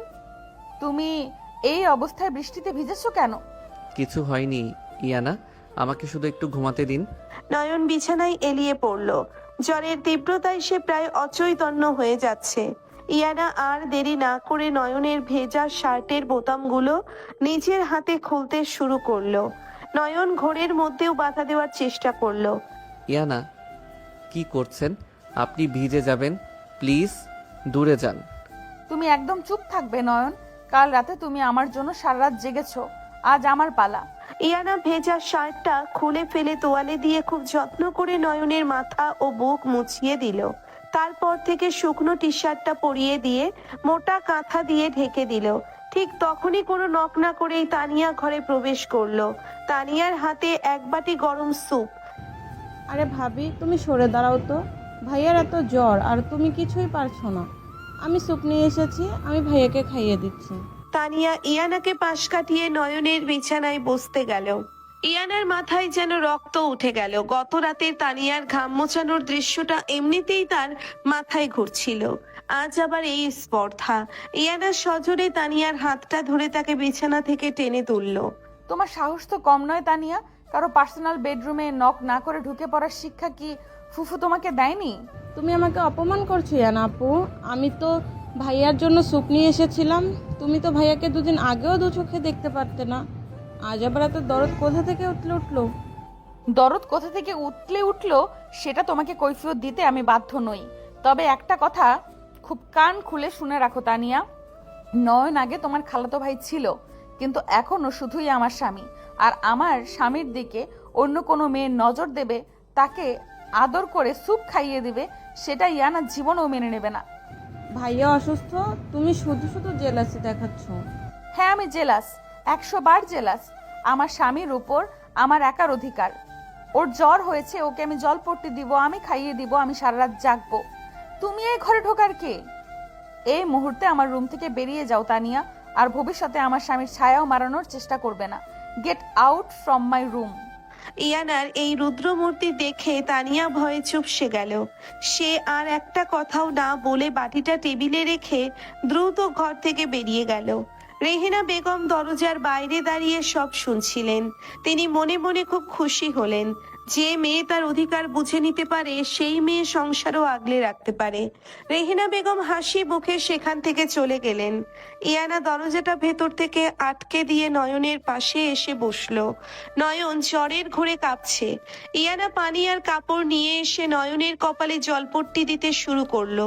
নয়নের মুখটা জ্বরের কারণে লাল হয়ে আছে। ইয়ানা অপলক দৃষ্টিতে নয়নের দিকে তাকিয়ে রইল। এই সাধারণ ছেলেটার ভেতর কতটা অসাধারণ একটা মন লুকিয়ে আছে তা ভাবতে গিয়ে ইয়ানার চোখ দিয়ে টপ টপ করে জল পড়তে লাগলো। আমাকে ক্ষমা করে দিও নয়ন, আমি তোমার ভালোবাসার মর্যাদা বুঝিনি। তুমি আমার সম্মান বাঁচাতে গিয়ে নিজে এতটা অপমান সহ্য করলে, আর আমি তোমাকেই অপরাধী বানালাম। হঠাৎ নয়ন ঘোরের মধ্যে হাত বাড়িয়ে ইয়ানার হাতটা শক্ত করে চেপে ধরলো। নয়নের গায়ে তাপ ইয়ানার শরীরেও ছড়িয়ে পড়ছে। নয়ন চোখ বন্ধ করে অস্পষ্ট জড়ানো স্বরে কথা বলতে শুরু করলো।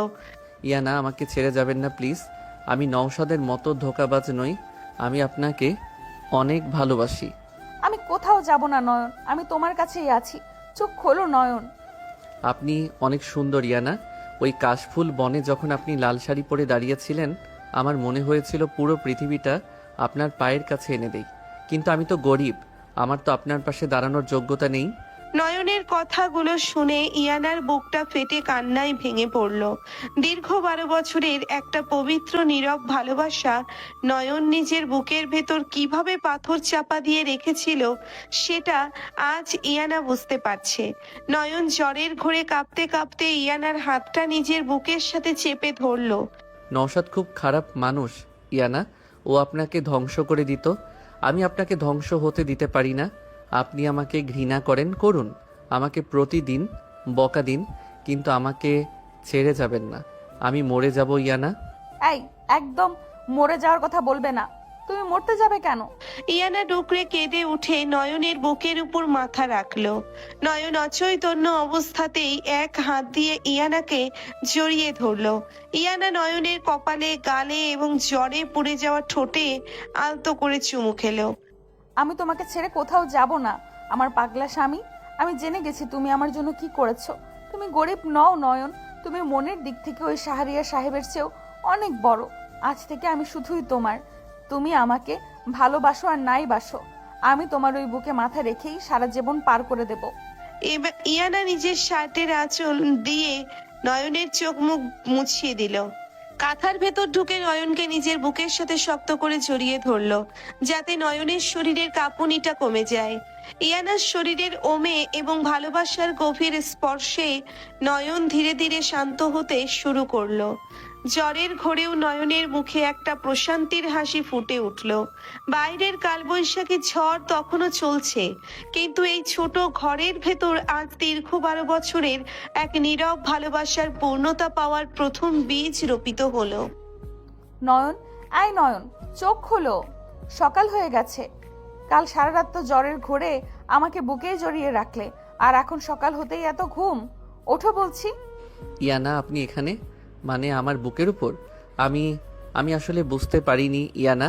জ্বরের ঘোরে হয়তো ভুল করে আপনাকে জড়িয়ে ধরেছিলাম। আমাকে ক্ষমা করে দিন, আমি এক্ষুনি উঠে যাচ্ছি। একদম উঠবে না। ক্ষমা চাইছো কেন বারবার? নিজের বউকে বুকে জড়িয়ে রাখাটা কবে থেকে অপরাধ হলো শুনি? তুমি কি ভেবেছো কাল রাতে আমি কিছু শুনিনি? তুমি যে ঘোরের মধ্যে আমাকে ভালোবাসার কথা বললে, নওশাদের চক্রান্তের কথা বললে, সব আমি শুনেছি। আর শুধু তুমি নওশাদের কথা বলনি, কাল বিকেলে স্নেহা এসে আমাকে সব প্রমাণ দিয়ে গেছে। আমি সব জানি নয়ন। আপনি সব জানেন? কে বলল আপনাকে এসব? স্নেহা আপু এসেছিল কাল, কিন্তু আমি তো চাইনি আপনি এভাবে সত্যিটা জানুন। আমি তো চেয়েছিলাম আপনি শুধু আমাকে বিশ্বাস করুন। তুমি এত বোকা কেন নয়ন? আমার সম্মান বাঁচাতে গিয়ে নিজের জীবনটা এভাবে ধ্বংস করে দিলে। তুমি একবারও ভাবলে না তোমার নিজের কি হবে? সবাই তোমাকেই তো খারাপ ভাবছে। আপনার সম্মান আমার জীবনের চেয়ে অনেক বেশি দামি ইয়ানা। আপনি আমাকে ভুল বুঝেছিলেন, সেটা আপনার দোষ নয়, পরিস্থিতিটাই এমন ছিল। আপনার বাবা আপনাকে ঘাড় ধাক্কা দিয়ে বের করে দিচ্ছিল, সেটা আমি সহ্য করতে পারছিলাম না। আর আপনার চোখের পানি আমি দেখতে পারি না। আপনি যে সত্যিটা জানতে পেরেছেন তাতেই আমি খুশি। শুধু খুশি হলেই হবে না। আমার এতগুলো কটু কথা, এতগুলো থাপ্পড়ের হিসাব কে দেবে? আজ থেকে তুমি আমাকে শাসন করবে, আমার উপর অধিকার ফলাবে। আর শোনো, ওই তানিয়া পেতনিটা যেন তোমার ধারে কাছেও না আসে। কাল রাতে ও তোমার রুমে এসেছিল স্যুপ নিয়ে, আমি ঘাট ধাক্কা দিয়ে বের করে দিয়েছি। তানিয়া এসেছিল কাল রাতে, আপনি ঘাট ধাক্কা দিয়ে বের করে দিয়েছেন? ইয়ানা, আপনি কি সত্যি জেলাস হচ্ছেন আমার জন্য? আপনার এই অধিকারটুকু পাওয়ার জন্যই তো আমি 12 বছর ধরে অপেক্ষা করছিলাম। আপনাকে আমি রানীর মতো রাখবো ইয়ানা, কথা দিলাম। আমি রানী হয়েই থাকতে চাই তোমার বুকে। এবার ওঠো, অফিসে যাওয়ার সময় হয়ে গেছে। সকালের এই মিষ্টি কথার পর নয়ন অফিসে চলে গেল। ইয়ানা আজ খুব পরিপাটি করে সাজলো। সে লাল সাদা রঙের ট্র্যাডিশনাল শাড়িটা পরলো। শাড়ির কচিয়ার আঁচলের ভাঁজগুলো একদম নিখুঁতভাবে বসানো। ফর্সা নিখুঁত মুখের সাথে মিলিয়ে তার হাতের ত্বকও যেন একদম নিখুঁত ফর্সা লাগছে আজ। ইয়ানা ড্রয়িং রুমে এসে রেহানা বেগম এবং মৃত্তিকা ভাবির সাথে গল্প করতে বসলো। মাশাআল্লাহ ইয়ানা, শাড়িটা তুমি এত নিখুঁতভাবে পরেছো যে চোখ ফেরানোই যাচ্ছে না।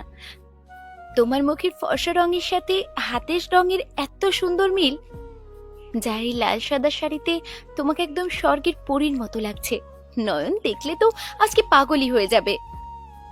ভাবি, তুমি শুধু শুধু আমাকে পাম দিচ্ছ।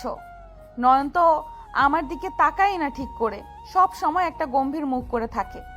আমার ছেলেটা ছোটবেলা থেকে ওই রকমই না, নিজের কষ্টগুলো কখনো কাউকে বুঝতে দেয় না। তুমি জানো না, তোমার বাবার বাড়িতে যখন আমরা থাকতাম তখন নয়ন শুধু তোমার দিকেই তাকিয়ে থাকতো, কিন্তু তুমি এত বড় ঘরের মেয়ে, তাই ও কখনো সাহস করে কিছু বলতে পারেনি। আম্মু, আমি অনেক বড় ভুল করেছি। নয়নকে আমি কখনো বুঝতেই পারিনি, কিন্তু আজ থেকে আমি ওর সব কষ্ট দূর করে দেব। অন্যদিকে শহরের এক দামি রেস্তোরাঁয় বসে আছে নওশাদ এবং শিমরান।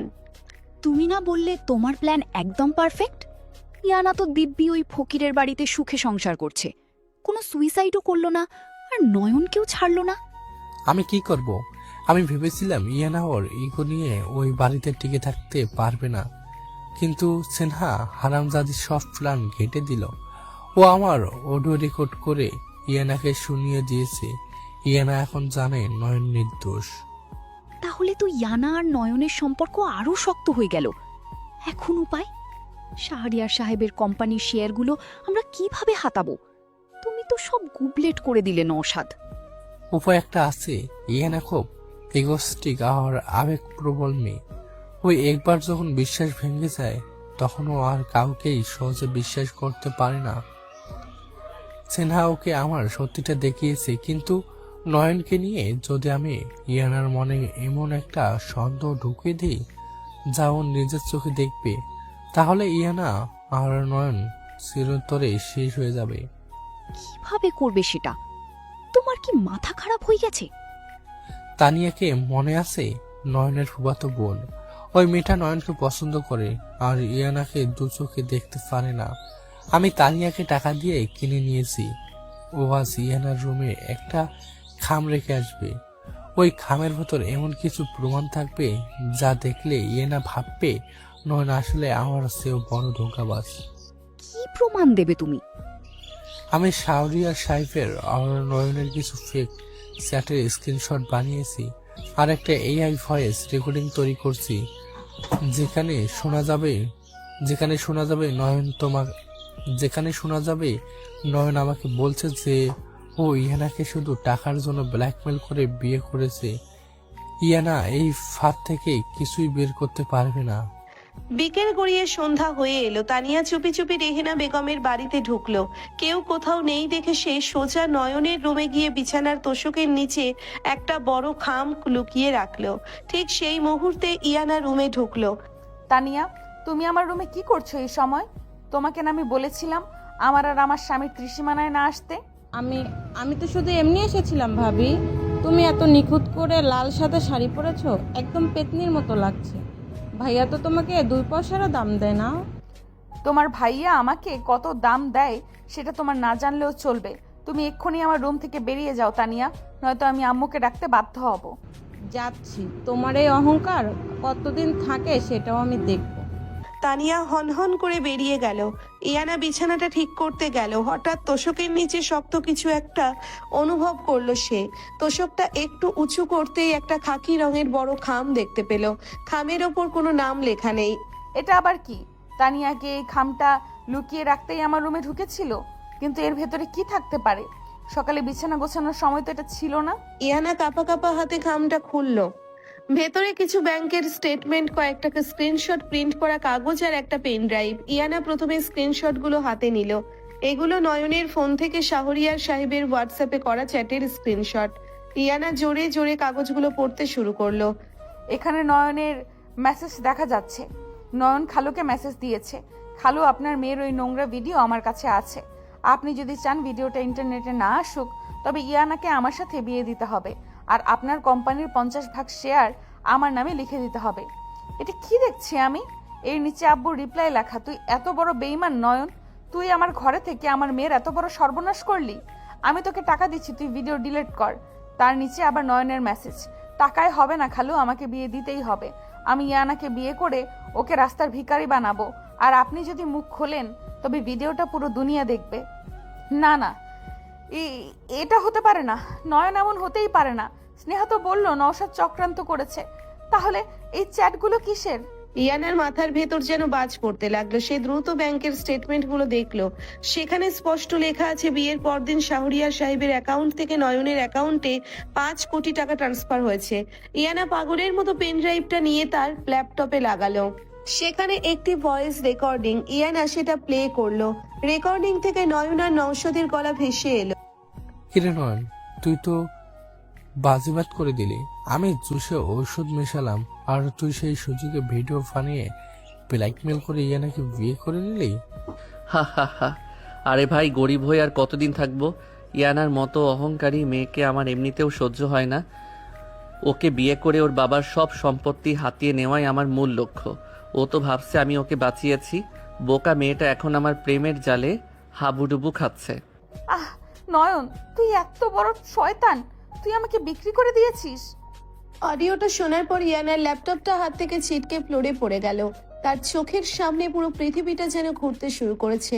তার মানে নয়ন আর নওশাদ মিলে এই গেমটা খেলেছে। নয়ন তার বাবার কাছ থেকে 5 কোটি টাকা ব্ল্যাকমেল করে নিয়েছে। কাল রাতে সেই চোখের জল, সেই ভালোবাসা সব মিথ্যা। ইয়ানা চিৎকার করে নিজের চুল খামচে ধরল। তার বুকের ভেতরটা যেন কেউ ধারালো করাত দিয়ে চিরে দিচ্ছে। রাত 8টা। নয়ন খুশি মনে বাড়িতে ঢুকলো। তার হাতে বেলি ফুলের একটি সুন্দর গাজরা আর ইয়ানার জন্য একটা ছোট্ট গিফট বক্স। সে হাসি মুখে নিজের রুমের দিকে পা বাড়ালো। ইয়ানা, দেখুন আমি আপনার জন্য কি এনেছি। আপনি কোথায়? তুই আর এক পাও সামনে আসবি না নয়ন, তুই একটা বেঈমান, তুই নওশাদের চেয়েও জঘন্য একটা জানোয়ার। ইয়ানা, কি হয়েছে? আপনি কাঁদছেন কেন? পুরো ঘরে জিনিসপত্র এভাবে ছড়িয়ে ছিটিয়ে আছে কেন? আর আপনি আমাকে তুই করে বলছেন কেন? আমি কি করেছি? সকালে তো সব ঠিক ছিল। সকালে সব ঠিক ছিল কারণ সকালে আমি তোর আসল রূপটা দেখতে পাইনি। আমি ভেবেছিলাম তুই একটা দেবতা যে নিজের সম্মান বিকিয়ে দিয়ে আমাকে বাঁচিয়েছে। আমি তোর জন্য নিখুঁত করে শাড়িটা পরেছি, তোর অপেক্ষায় বসেছিলাম, কিন্তু তুই তো একটা শয়তান যে আমার বাবার দুর্বলতার সুযোগ নিয়ে 5 কোটি টাকা আর আমাকে ব্ল্যাকমেইল করে বিয়ে করেছে। ব্ল্যাকমেইল? 5 কোটি টাকা? আপনি এসব কি আজে বাজে বকছেন? ইয়ানা, কে বলেছে আপনাকে এসব কথা? আপনি আমাকে এতটা জঘন্য ভাবছেন কিভাবে? আমাকে কেউ বলেনি, প্রমাণ আমার চোখের সামনে। এই দেখ তোর নোংরামের প্রমাণ। তুই কি ভেবেছিস আমি সারা জীবন তোর এই মিথ্যার জালে আটকে থাকবো? ইয়ানা খাম থেকে সেই কাগজগুলো বের করে নয়নের মুখের উপর ছুঁড়ে মারলো। কাগজগুলো হাওয়ায় উড়ে সারা ঘরে ছড়িয়ে পড়লো। নয়ন নিচু হয়ে একটা কাগজ হাতে নিল। সেখানে তার আর শাহরিয়ার সাহেবের চ্যাট প্রিন্ট করা। সে ব্যাংকের স্টেটমেন্টটাও দেখলো। নয়নের তীক্ষ্ণ বুদ্ধি বুঝতে 1 সেকেন্ডও সময় নিল না যে এটা নওশাদেরই কোনো নতুন চাল। ইয়ানা, আপনি এই বানানো কাগজগুলো বিশ্বাস করলেন? আপনি একবারও ভাবলেন না যে আমি এমন কোনো কাজ করতে পারি কিনা? এই সামান্য কাগজগুলো আপনার আর আমার বিশ্বাসের মাঝে দেয়াল তুলে দিল। তুই চুপ করবি? একদম চুপ। ওই ল্যাপটপে থাকা অডিওটা আমি নিজের কানে শুনেছি, যেখানে তুই আর নওশাদ মিলে হাসাহাসি করছিলি আমাকে নিয়ে। তুই নিজের মুখে বলেছিলি তুই আমার বাবার সম্পত্তি হাতানোর জন্য আমাকে বিয়ে করেছিস। তোদের দুজনের কথোপকথন আমি শুনেছি। অডিও? আজকাল এআই দিয়ে যে কোনো মানুষের গলার স্বর নকল করা যায়। ইয়ানা, আপনি এত শিক্ষিত হয়েও এই সামান্য ষড়যন্ত্রটা বুঝতে পারলেন না? আপনি নিজের কানকে বিশ্বাস করলেন, কিন্তু যে মানুষটা কাল সারা রাত আপনার শিয়রে বসেছিল তাকে বিশ্বাস করতে পারলেন না। হ্যাঁ, আমি শিক্ষিত হয়েও বুঝতে পারিনি, কারণ আমি তোর প্রেমে অন্ধ হয়ে গিয়েছিলাম। তুই আমার ইমোশন নিয়ে খেলেছিস, তুই আমাকে রাস্তায় নামিয়ে দিয়েছিস। আমি তোকে কোনোদিন ক্ষমা করব না নয়ন, কোনোদিন না। তুই এক্ষুনি আমার চোখের সামনে থেকে দূর হয়ে যা। ইয়ানা, সম্পর্ক টিকিয়ে রাখার জন্য কাগজের প্রমাণের চেয়ে বুকের বিশ্বাসের বেশি প্রয়োজন হয়। আপনি কাল রাতে আমাকে বিশ্বাস করেছিলেন কারণ আপনার মন সায় দিয়েছিল, আর আজ আপনি আমাকে অবিশ্বাস করছেন কারণ আপনার চোখের সামনের মিথ্যা কাগজগুলো আপনাকে বাধ্য করছে। আমি আপনাকে বলেছিলাম আমি নওশাদের মতো ধোঁকাবাজ নই। তোর ফিলোসফি নিজের কাছে রাখ। তুই একটা লোভী আর নীচ মানসিকতার ছেলে। আমার বাবা ঠিকই বলেছিল, তুই আমাদের বাড়িতে পালিত একটা কুকুর ছাড়া আর কিছুই নোস। তুই একটা বেঈমান কুকুর। আমি কখনো আপনার বাবার সম্পত্তির লোভ করিনি ইয়ানা। আমি শুধু আপনাকে ভালোবেসেছিলাম।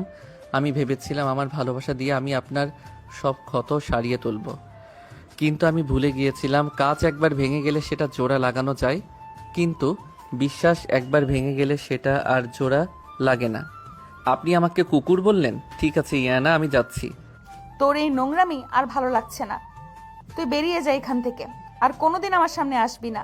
আমি যাচ্ছি, আপনি শান্ত হন। আমি আর কখনো আপনার জীবনে ফিরে আসব না, আপনাকে বিরক্তও করব না। ভালো থাকবেন, আমার প্রথম আর শেষ ভালোবাসা। নয়ন আর একবারও ইয়ানার দিকে ফিরে তাকালো না। সে ফ্লোরে পড়ে থাকা বেলি ফুলের গাছড়াটা তুলে নীরবে টেবিলের ওপর রেখে ধীর পায়ে রুম থেকে বেরিয়ে গেল। রেহেনা বেগম ড্রয়িং রুমে বসে সব শুনছিলেন। নয়ন তার মায়ের সামনে গিয়ে দাঁড়ালো। আম্মু, আমি হেরে গেছি, আমার ভালোবাসা হেরে গেছে। আমি আর এই বাড়িতে থাকতে পারবো না, আমি অনেক দূরে চলে যাচ্ছি আম্মু। কোথায় যাবি তুই এ রাতে? আর এই মেয়েটা না বুঝে তোকে ভুল বুঝলো, ষড়যন্ত্রের শিকার হলো, আর তুই পালিয়ে যাচ্ছিস? আমি পালাচ্ছি না আম্মু, আমি শুধু নিজেকে গুটিয়ে নিচ্ছি। যে চোখে আমি দেবতার সম্মান পেয়েছিলাম, সেই চোখে আজ আমি কুকুরের চেয়েও অধম। আমাকে যেতে দাও আম্মু, আমি আর এখানে এক মুহূর্ত থাকতে পারবো না। নয়ন বাড়ি থেকে বেরিয়ে রাতের অন্ধকারে বিলীন হয়ে গেল। বাইরে তখন টিপ টিপ করে বৃষ্টি শুরু হয়েছে। নয়ন চলে যাওয়ার পর ইয়ানা রাগে ক্ষোভে ঘরের জিনিসপত্র আছাড় মারতে শুরু করলো। সে নয়নের বইয়ের তাকটা ধরে সজোরে টান দিল। তাকের ওপর থেকে বইগুলো হুড়মুড় করে ফ্লোরে পড়ে গেল। বইয়ের সাথে ভারী একটা কাঠের বক্স নিচে পড়ে ভেঙে গেল। বাক্সটা ভাঙতেই ভেতর থেকে একটা পুরনো লাল মলাটের ডায়েরি বেরিয়ে এলো। ইয়ানা ডায়েরিটা হাতে তুলে নিল। ডায়েরিটা খুলতেই দেখি প্রথম পাতায় বড় বড় করে লেখা, আমার ইয়ানা আপু। আমার হাত কাঁপছে। নয়ন লিখেছে, আজ ইয়ানা আপু কাশফুল বনে লাল সাদা শাড়ি পরে এসেছিল। আপুর হাতে একটা পাম্পাস ঘাস ছিল। ফর্সা নিখুঁত মুখের দিকে মিলিয়ে ওর হাতের ত্বকও যেন একদম নিখুঁত ফর্সা লাগছিল। শাড়ির কুচি আর আঁচলের ভাঁজগুলো একদম নিখুঁতভাবে বসানো ছিল। ওকে ঠিক পরীর মতো লাগছিল। আমি দূর থেকে ওর ছবি তুলেছি। আপু তো আমাকে ছোট ভাই ভাবে, তাই ওকে কখনো বলতে পারবো না যে আমি ওকে কতটা ভালোবাসি। আল্লাহ যেন আপুকে সারা জীবন হাসি খুশি রাখেন। এটা কি লেখা? নয়ন আমাকে এত আগে থেকে ভালোবাসে? আর আমি আরো পাতা উল্টালাম। এখানে লেখা, আপু আজ নওশাদ ভাইকে বিয়ে করার কথা বলল। আমার বুকটা ফেটে যাচ্ছিল। আমি জানি নওশাদ ভাই ভালো মানুষ না, ওর চোখের ভাষা সুবিধার না, কিন্তু আপু ওকে ভালোবাসে। আপুর হাসি মুখের জন্য আমি নিজের ভালোবাসাকে কবর দিয়ে দিলাম। আপু সুখে থাকলেই আমার সুখ। আমি ডুকরে কেঁদে উঠলাম। ডায়েরির শেষের পাতাটায় কালের লেখাগুলো জায়গায় জায়গায় লেপ্টে আছে। নয়ন লিখেছে, আজ জানতে পারলাম নওশাদ আপুর একটা খারাপ ভিডিও বানিয়েছে এআই দিয়ে। আমি তো গরিব, আমার তো ক্ষমতা নেই ওই শয়তানটাকে আটকানোর, কিন্তু আমি আমার আপুর সম্মান এইভাবে নষ্ট হতে দেব না। কাল আমি সব দোষ নিজের ঘাড়ে নেব। সবাই আমাকে ঘৃণা করবে, আপু আমাকে ঘৃণা করবে, কিন্তু আপু তো বেঁচে যাবে। আমি সারা জীবন আপুর ঘৃণা মাথা পেতে নেব, কিন্তু ওর চোখে এক ফোঁটাও জল আসতে দেব না। নয়ন, না না, আমি এটা কি করলাম নয়ন? আমি তোকে চিনতে পারিনি নয়ন। আমি এআই ভয়েস বিশ্বাস করলাম, ফেক কাগজ বিশ্বাস করলাম, কিন্তু তোর ভালোবাসা বিশ্বাস করতে পারলাম না। আমি কত বড় অপরাধী নয়ন। তুই কোথায় গেলি আমাকে ছেড়ে? আমি যে তোকে ছাড়া বাঁচতে পারবো না। ইয়ানা পাগলের মতো চিৎকার করে ডায়েরিটা বুকে জড়িয়ে ধরে ফ্লোরে লুটিয়ে পড়ল। তার গগনবিদারী কান্নায় পুরো ঘর কেঁপে উঠল। সে বারবার নয়নের নাম ধরে ডাকতে লাগলো, কিন্তু সেই আদুরে শান্ত স্বামীটা তখন অনেক দূরে চলে গেছে। নয়ন বাড়ি থেকে চলে যাওয়ার পর পুরো একটা রাত ইয়ানা ফ্লোরে পড়ে কেঁদেছে। সকালের আলো ফোটার পর তার ঘোর কাটলো। সে ডায়েরিটা বুকে চেপে ধরে পাগলের মতো ড্রয়িং রুমে ছুটে এলো। রেহেনা বেগম সোফায় বসে তসবিহ পড়ছিলেন। ইয়ানাকে উস্কো খুস্কো চুলে লাল চোখে কাঁদতে দেখে তিনি দীর্ঘশ্বাস ফেললেন। আম্মু, নয়ন কোথায়? ও তো রাতে ফেরেনি। ও কোথায় গেছে আম্মু? প্লিজ আমাকে বলুন, আমি ওর কাছে যাব। আমি ওর পায়ে ধরে ক্ষমা চাইবো। ক্ষমা চাইবে? কার কাছে ক্ষমা চাইবে ইয়ানা? যে কুকুরটার ছুঁড়ে দেওয়া উচ্ছিষ্ট আজ তোমার বাবার সম্মান বাঁচাতে আছে সে কুকুরের কাছে, নাকি যে শয়তানটা তোমার বাবার কোম্পানি হাতানোর জন্য তোমাকে ব্ল্যাকমেল করে বিয়ে করেছে তার কাছে? আম্মু প্লিজ আমাকে আর লজ্জা দেবেন না। আমি বুঝতে পারিনি আম্মু, আমি তানিয়ার কথায় আর নওশাদের ওই ভুয়া প্রমাণ দেখে অন্ধ হয়ে গিয়েছিলাম। আমার নয়নকে দেবতার মতো, আমার নয়ন তো দেবতার মতো। ও আমার শেষ সম্মান বাঁচাতে গিয়ে নিজের জীবন শেষ করে দিয়েছে, আর আমি ওকে। আম্মু প্লিজ বলুন ও কোথায়? আমি জানি না নয়ন কোথায়। ও কাল রাতে শুধু বলেছিল ও হেরে গেছে, ও 12 বছরের জমানো ভালোবাসা হেরে গেছে। তুমি তো বড় ঘরের মেয়েই আনা, তুমি তো প্রমাণের ওপর ভিত্তি করে সম্পর্ক তৈরি করো। আজ যখন প্রমাণ মিথ্যে প্রমাণিত হলো তখন তোমার মনে ভালোবাসা উথলে পড়ছে। বিশ্বাস ছাড়া ভালোবাসা টিকে নাই আনা। আমি আমার ভুল শোধরাতে চাই আম্মু। আমি আমার স্বামীকে ফিরিয়ে আনতে চাই। ও যেখানেই থাকুক আমি ওকে খুঁজে বের করবই। ইয়ানা ছুটে নিজের ঘরে গেল। সে নয়নের নম্বরে বারবার কল করতে লাগলো, কিন্তু ফোন বন্ধ। সে স্নেহার কাছেও গেল, নয়নের বন্ধুদের কাছে খোঁজ নিল, কিন্তু কেউ বলতে পারল না নয়ন কোথায় গেছে। এমনকি রেহেনা বেগমও ইয়ানার সাথে স্বাভাবিক কথা বলা বন্ধ করে দিলেন। ইয়ানার জীবন থেকে নয়ন যেন হাওয়ায় মিলিয়ে গেল। দেখতে দেখতে 3টি মাস কেটে গেল। এই 3 মাসে ইয়ানা পুরোপুরি বদলে গেছে। তার সেই অহংকার, জেদ সব যেন নয়নের সাথে সাথেই হারিয়ে গেছে। সে সারাদিন শুধু নয়নের ঘরে বসে থাকে, নয়নের ডায়েরি পড়ে আর কাঁদে। আর এদিকে শাহরিয়ার সাহেবের কোম্পানিতে ভয়াবহ ধস নেমেছে। নওশাদ আর শিমরান মিলে কোম্পানির ভেতর থেকে এমন এক জালিয়াতি করেছে যে শাহরিয়ার সাহেবের কোম্পানি আজ দেউলিয়া হওয়ার পথে। শাহরিয়ার সাহেবের বাড়ির ড্রয়িং রুমে আজ থমথমে পরিবেশ। শাহরিয়ার সাহেব মাথায় হাত দিয়ে বসে আছেন, আফরোজা বেগম কাঁদছেন। এখন কি হবে শাহরিয়ার? আমাদের তো সব শেষ। ওই নওশাদ শয়তানটা আমাদের পথে বসিয়ে দিল। আমি কিছুই বুঝতে পারছি না আফরোজা। নওশাদ কোম্পানির এত বড় ক্ষতি করবে আমি স্বপ্নেও ভাবিনি। ব্যাংক আমাদের সব প্রপার্টি বাজেয়াপ্ত করার নোটিশ পাঠিয়েছে। আজ বিকেলের মধ্যেই যদি আমরা 50 কোটি টাকা ব্যাংকে জমা না দেই তাহলে আমাদের এই বাড়িটাও নিলামে উঠবে। ঠিক সেই মুহূর্তে ইয়ানা সেই বাড়িতে প্রবেশ করলো। ইয়ানার পরনে একটি সাধারণ সুতির 3 পিস, চোখের নিচে কালি। তাকে দেখে শাহরিয়ার সাহেব আরো রেগে গেলেন। তুই এখানে কি করতে এসেছিস? তোকে না আমি বলছিলাম ওই বাড়িতে আর কখনো পা না রাখতে? আমি এখানে থাকতে আসিনি আব্বু। আমি শুনেছি কোম্পানির অবস্থা খুব খারাপ। আমি শুধু তোমাদের দেখতে এসেছিলাম। তোর দেখার কোনো দরকার নেই। ওই ফকির নয়ন তোকে ছেড়ে পালিয়েছে বলে এখন বাবার টাকায় ভাগ বসাতে এসেছিস? দূর হ এখান থেকে। হঠাৎ ম্যানেজার রফিক হাঁপাতে হাঁপাতে ড্রয়িং রুমে ঢুকলেন। তার মুখে এক অদ্ভুত আনন্দের হাসি। স্যার, গুড নিউজ, আমরা বেঁচে গেছি স্যার। আমাদের কোম্পানি বেঁচে গেছে। রফিক, কি বলছো তুমি? কে বাঁচালো আমাদের? এশিয়াটিক গ্রুপের এমডি স্যার, দেশের সবচেয়ে বড় মাল্টি মিলিয়নিয়ার ইনভেস্টর। উনি আমাদের কোম্পানির সব দায়ভার নিজের কাঁধে নিচ্ছেন।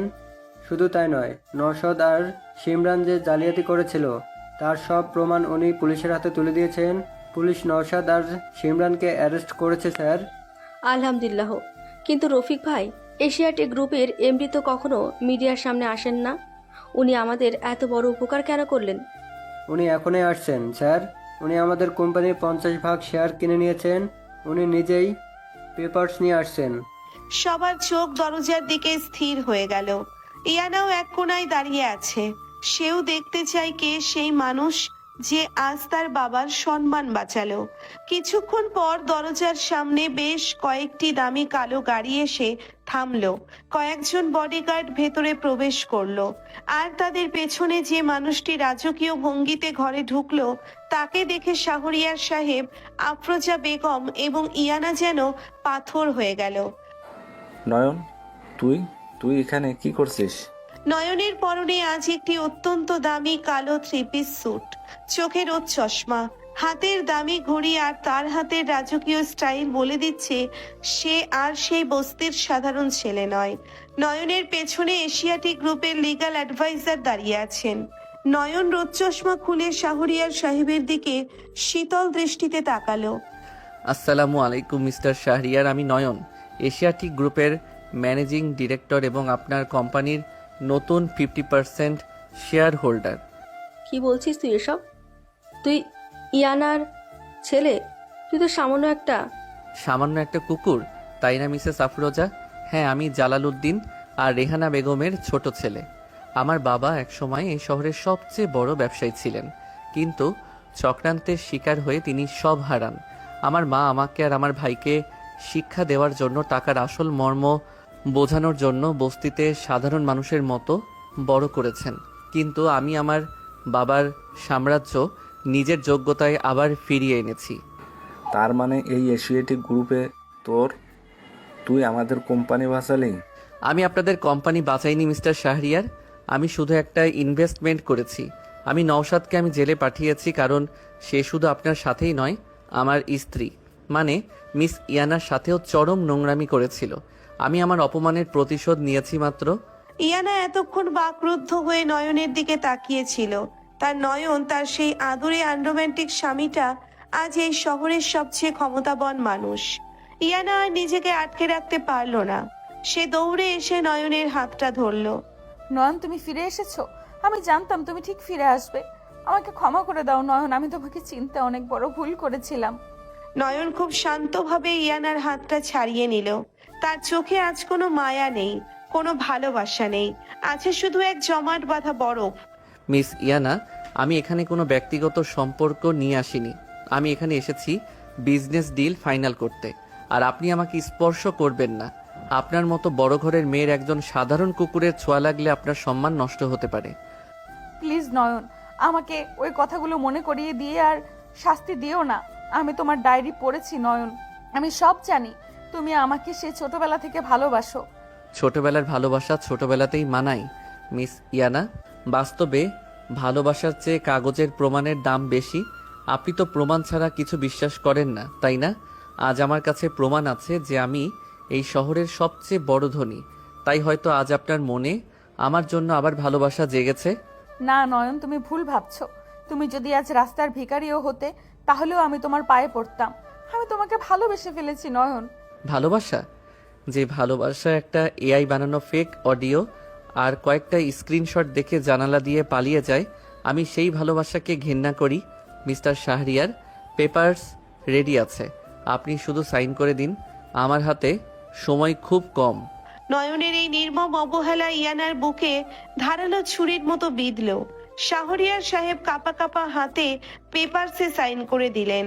নয়ন পেপারসে নিয়ে একবারও ইয়ানার দিকে না তাকিয়ে সোজা বাইরে চলে গেল। ইয়ানা ফ্লোরে বসে অঝরে কাঁদতে লাগলো। ইয়ানা, তুই কাঁদছিস কেন?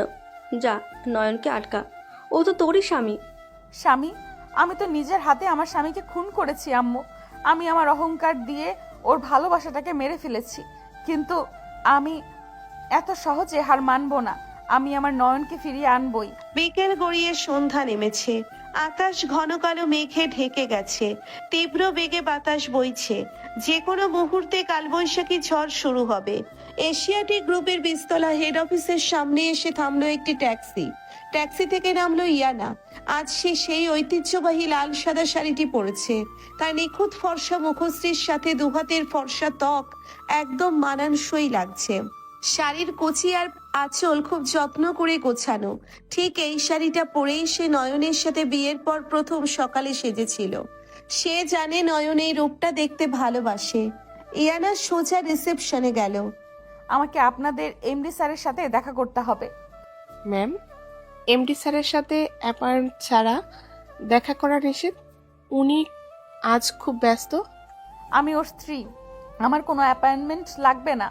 ইয়ানা কাউকে তোয়াক্কা না করে সোজা লিফটে উঠে নয়নের পার্সোনাল ফ্লোরে চলে গেল। নয়ন তখন ল্যাপটপে কাজ করছিল। ইয়ানাকে হঠাৎ দরজা খুলে ঢুকতে দেখে সে ভ্রু কুচকালো। আপনি এখানে কেন এসেছেন মিস ইয়ানা, আমার সিকিউরিটি এত দুর্বল হয়ে গেল কবে থেকে? আমি তোমার স্ত্রী নয়ন। স্ত্রীর স্বামীর কাছে আসতে কোনো সিকিউরিটির প্রয়োজন হয় না। স্ত্রী? আমাদের বিয়েটা তো একটা চুক্তি ছিল মাত্র। আপনি তো বলেছিলেন, আমি আপনাকে সম্মান দিয়েছিলাম, আর আপনি আমাকে ঘাড় ধাক্কা দিয়ে বের করে দিয়েছিলেন। এখন আর এসব ন্যাকামি করে কি লাভ? আমি ন্যাকামি ধরছি না, আমি ন্যাকামি করছি না নয়ন। আমি জানি আমি অনেক বড় অপরাধ করেছি। আমি তোমার চোখের ভাষা বুঝতে পারিনি, কিন্তু তুমি তো আমাকে ভালোবাসতে নয়ন। 12টা বছর তুমি আমাকে ভালোবেসেছো। সেই ভালোবাসা কি এক নিমেষেই শেষ হয়ে যেতে পারে? শেষ হয়ে যায়নি ইয়ানা, আমি নিজের হাতে সেই ভালোবাসাকে কবর দিয়েছি। আপনি কি জানেন, ওই রাতে আপনি যখন আমাকে কুকুর বলেছিলেন, তখন আমার বুকের ভেতরটা কেমন ফেটে যাচ্ছিল। আমি আপনার সম্মান বাঁচাতে গিয়ে নওশাদের কাছে নিজের মাথা নিচু করেছিলাম, আর আপনি আমাকে তার চেয়েও জঘন্য বানালেন। আমাকে শাস্তি দাও নয়ন। তুমি আমাকে মারো, আমাকে বকো, আমাকে ঘাড় ধাক্কা দিয়ে বের করে দাও, কিন্তু আমাকে ছেড়ে যাওয়ার কথা বলো না। আমি তোমাকে ছাড়া বাঁচবো না নয়ন। ইয়ানা কাঁদতে কাঁদতে নয়নের পায়ের কাছে বসে পড়ল। সে নয়নের হাতটা নিজের দুহাতে চেপে ধরল। নয়ন কঠোর থাকার চেষ্টা করছে, কিন্তু ইয়ানার চোখের পানি দেখে তার বুকের ভেতরটা দুমড়ে মুচড়ে যাচ্ছে। তার উপর ইয়ানার পরনে সেই লাল সাদা শাড়ি, যা দেখে নয়নের 12 বছর আগের সেই কাশফুল বনের কথা মনে পড়ে যাচ্ছে। আপনি এখান থেকে যান ইয়ানা, আমি আপনাকে ক্ষমা করতে পারবো না। বিশ্বাস একবার ভাঙলে সেটা আর জোড়া লাগে না। নয়ন ঝটকা দিয়ে ইয়ানার হাত ছাড়িয়ে নিল এবং অফিস থেকে দ্রুত বেরিয়ে লিফটের দিকে চলে গেল। ইয়ানা ফ্লোরে পড়ে হু হু করে কাঁদতে লাগলো, কিন্তু সে হার মানতে রাজি নয়। সে দ্রুত উঠে নয়নের পিছু পিছু নিচে নামলো। নয়ন যখন বিল্ডিং থেকে বের হচ্ছে, তখন বাইরে মুষলধারে বৃষ্টি শুরু হয়েছে। বৃষ্টির সাথে সাথে প্রচন্ড মেঘের ডাক। ইয়ানা তো মেঘের ডাক খুব ভয় পায়। গাড়ি আনলক করে ভেতরে বসতে যাবে, ঠিক তখন ইয়ানা দৌড়ে এসে নয়নের গাড়ির সামনে দাঁড়ালো। ইয়ানা, আপনি পাগল হয়ে গেছেন, রাস্তা থেকে সরুন, গাড়ি চালিয়ে দেব আমি। চালিয়ে দাও গাড়ি, আমাকে মেরেই ফেলো তুমি। তোমাকে ছাড়া বেঁচে থাকার চেয়ে তোমার গাড়ির নিচে মরে যাওয়া আমার কাছে অনেক বেশি শান্তির। নয়ন গাড়ি থেকে নেমে ইয়ানার কাছে এলো। মুষলধারে বৃষ্টিতে ইয়ানা পুরোপুরি ভিজে গেছে। তার ঐতিহ্যবাহী লাল সাদা শাড়ি ভিজে তার ফর্সা নিখুঁত গায়ের সাথে লেপ্টে আছে। শাড়ির লাল পাড় থেকে বৃষ্টির পানি গড়িয়ে গড়িয়ে পড়ছে। ইয়ানার নিখুঁত ফর্সা হাত দুটো ঠান্ডায় কাঁপছে। বৃষ্টির কারণে সে চোখ খুলতে পারছে না, কিন্তু তবুও সে গাড়ির সামনে পাহাড়ের মতো দাঁড়িয়ে আছে। জেদ করবেন না ইয়ানা, সরে দাঁড়ান বলছি, আপনার ঠান্ডা লেগে যাবে। লাগুক ঠান্ডা, জ্বর আসুক, আমি এই বৃষ্টিতে ভিজে মরে যাব। তবু তুমি আমাকে ক্ষমা না করা পর্যন্ত আমি এখান থেকে এক পাও নড়বো না। কেন করছেন এমন? আপনি তো আমাকে ঘেন্না করেন, আমি তো আপনার লেভেলের মানুষ নই। হ্যাঁ, আমি ঘেন্না করি। আমি ঘেন্না করি আমার নিজের অহংকারকে। আমি ঘেন্না করি আমার সেই বোকা রূপটাকে, যে রূপটা তোমার নীরব ভালোবাসাকে বুঝতে পারেনি। নয়ন, তুমি তো বলেছিলে আমি তোমার দায়িত্ব। আমি মেঘের ডাকে ভয় পেলে তুমি তো আমাকে বুকে জড়িয়ে সারা রাত জেগে থাকতে। আজ এত জোরে বাজ পড়ছে, তোমার কি একটু কষ্ট হচ্ছে না আমাকে এইভাবে দেখতে? হঠাৎ বিকট শব্দে একটি বাজ পড়ল। ইয়ানা ভয়ে চিৎকার করে কানে হাত দিল। নয়ন আর নিজেকে ধরে রাখতে পারল না। তার সমস্ত রাগ, অভিমান, জেদ যেন ওই বৃষ্টির পানিতে ধুয়ে মুছে গেল। সে দৌড়ে গিয়ে ইয়ানাকে সজোরে নিজের বুকের ভেতর টেনে নিল। ইয়ানা নয়নের শার্ট খামচে ধরে তার বুকে মুখ লুকালো। আপনি খুব স্বার্থপর ইয়ানা, আপনি জানেন আপনি মেঘ ভয় পেলে আমি ঠিক থাকতে পারি না, তাও আপনি এই ঝড় বৃষ্টির মধ্যে জেদ করে দাঁড়িয়ে আছেন। তুমি তার চেয়েও বেশি পাষাণ নয়ন, তুমি আমাকে এত কষ্ট দিচ্ছিলে। ইয়ানা ডুকরে কেঁদে নয়নের বুকে মাথা রাখলো। নয়ন তার দুই বলিষ্ঠ হাত দিয়ে ইয়ানাকে এমন ভাবে জড়িয়ে ধরলো যেন সে পুরো পৃথিবী থেকে ইয়ানাকে আড়াল করে নিতে চাইছে। আমি পাষাণ নই ইয়ানা, আমি শুধু ভয় পাচ্ছিলাম। আমি ভয় পাচ্ছিলাম যদি আবার আপনি আমাকে ভুল বোঝেন, যদি আবার আমাকে ছেড়ে চলে যান, আমি ওই কষ্টটা দ্বিতীয়বার সহ্য করতে পারতাম না। আমি আর কখনো যাব না নয়ন। আমি তোমার ডায়েরির ওই কাশফুল বনের ইয়ানা হয়ে সারা জীবন তোমার বুকে থাকতে চাই। তুমি আমাকে ক্ষমা করেছো নয়ন? ক্ষমা তো আমি আপনাকে সেদিনই করে দিয়েছিলাম, যেদিন আপনি আমার কপালে জলপট্টি দিয়ে সারা রাত জেগেছিলেন। কিন্তু আমি তো পুরুষ মানুষ ইয়ানা, একটু অভিমান তো আমারও করার অধিকার আছে, তাই না?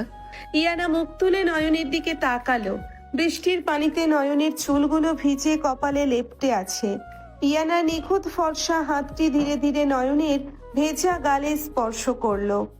আমার আনরোমান্টিক বরের এত অভিমান?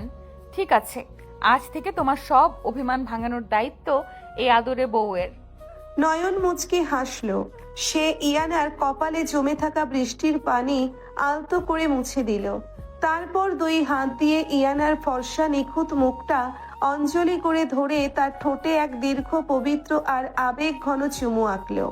মুষলধারে বৃষ্টির মধ্যে দীর্ঘ 3 মাসের বিরহ, রাগ, জেদ আর অভিমান গলে গিয়ে এক পরম শান্তির ভালোবাসায় পরিণত হলো।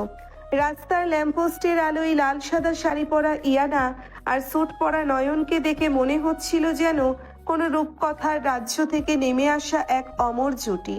বৃষ্টির তীব্রতা আরো বাড়ছে, কিন্তু নয়ন আর ইয়ানার সেদিকে কোনো ভ্রুক্ষেপ নেই।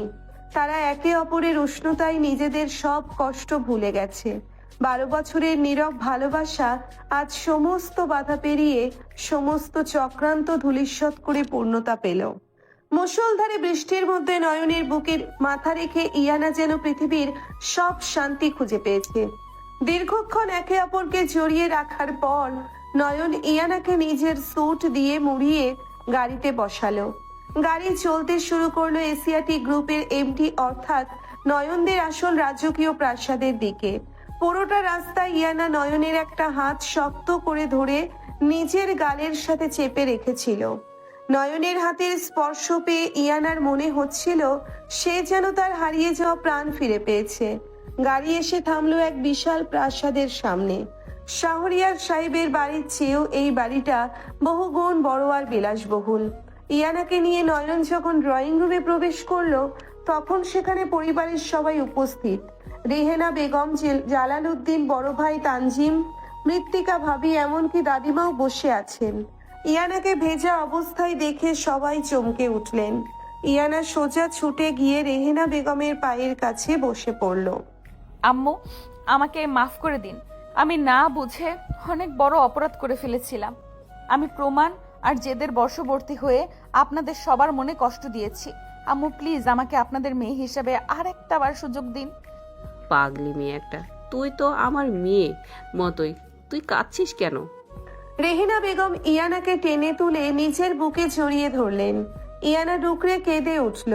রেহেনা বেগম ইয়ানার মাথায় হাত বুলিয়ে দিতে লাগলেন।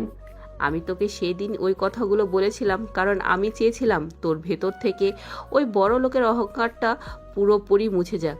তুই যে বুঝতে পেরেছিস সেই সম্পর্কের ভিত্তিটা টাকা বা প্রমাণ নয়, সম্পর্কের ভিত্তি হলো বিশ্বাস।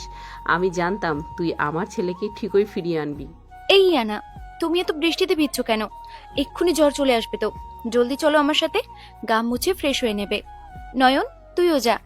মৃত্তিকা ভাবি ইয়ানাকে নিয়ে একটি বিশাল সুসজ্জিত বেডরুমে গেলেন। ইয়ানা ফ্রেশ হয়ে তার সেই নিখুঁতভাবে জড়ানো লাল সাদা ট্র্যাডিশনাল শাড়িটা আবার পরল। শাড়ির কুচি আর আঁচল এত সুন্দরভাবে সেট করা যে তাকে সত্যিই কোনো দেবীর মতো লাগছিল। তার ফর্সা নিখুঁত মুখশ্রীর সাথে দুহাতের ফর্সা ত্বকের অদ্ভুত সুন্দর মিল আজ যেন আরো বেশি মোহনীয় হয়ে উঠেছে। ইয়ানা ড্রয়িং রুমে ফিরে আসতেই দেখলো সেখানে এক থমথমে পরিবেশ। শাহরিয়ার সাহেব, আফরোজা বেগম, স্নেহা, আবির এবং ফুপু রুকসানা ও তার মেয়ে তানিয়াও সেখানে উপস্থিত। আর তাদের মাঝখানে মাথা নিচু করে দাঁড়িয়ে আছে নওশাদ এবং সিমরান। তাদের পাশে দাঁড়িয়ে আছেন ইন্সপেক্টর শফিক। খালু, আপনারা সবাই বসুন।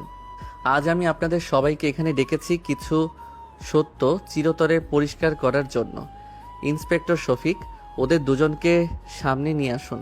ইন্সপেক্টর শফিক নওশাদ আর সিমরানকে ধাক্কা দিয়ে সামনে আনলেন।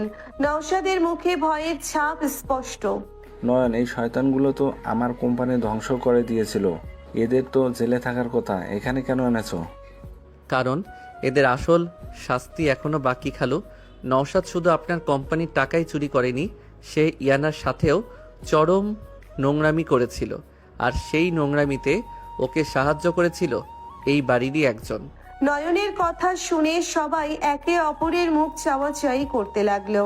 তানিয়া এবং রুকসানা ফুপুর মুখ ভয়ে ফ্যাকাশে হয়ে গেল। কে সে নয়ন? কে আমাদের এত বড় ক্ষতি করতে চেয়েছিল? তানিয়া, তুই সামনে আয়। নয়নের গম্ভীর কণ্ঠ শুনে তানিয়া কাঁপতে কাঁপতে সামনে এসে দাঁড়ালো। ভাইয়া আমি কিছু করিনি। চুপ করবি তুই? তুই ভাবলি কিভাবে যে আমার বেডরুমে তুই ওই ভুয়া খামটা রেখে আসবি আর আমি সেটা ধরতে পারবো না? আমি এশিয়াটিক গ্রুপের এমডি। আমার বেডরুমে হিডেন ক্যামেরা লাগানো থাকে, সেটা কি তুই জানতিস? নয়ন তার ল্যাপটপ অন করে প্রজেক্টরে একটা ভিডিও প্লে করলো। ভিডিওতে স্পষ্ট দেখা যাচ্ছে তানিয়া চুপি চুপি নয়নের রুমে ঢুকে তোশকের নিচে ওই খামটা লুকিয়ে রাখছে। ইয়ানার আগে ফুঁসতে লাগলো। তানিয়া, তুই এত নীচ! আমি তোকে কি ক্ষতি করেছিলাম যে তুই আমার আর নয়নের মাঝে ওই ফেক অডিও আর কাগজ রেখে আমাদের আলাদা করতে চাইলি? আমাকে ফুফু আর নওশাদ ভাই টাকা দিয়েছিল। ভাবি আমি ফুফুর কথাই। এই হারামির মেয়ে, তুই আমার নাম জড়াচ্ছিস কেন? আমি এসবের কিছু জানি না। মিথ্যা বলবেন না রুকসানা আন্টি, আপনি তো আমাকে বলেছিলেন যে রেহানার ছেলে নয়নকে আপনি দু চোখে দেখতে পারেন না।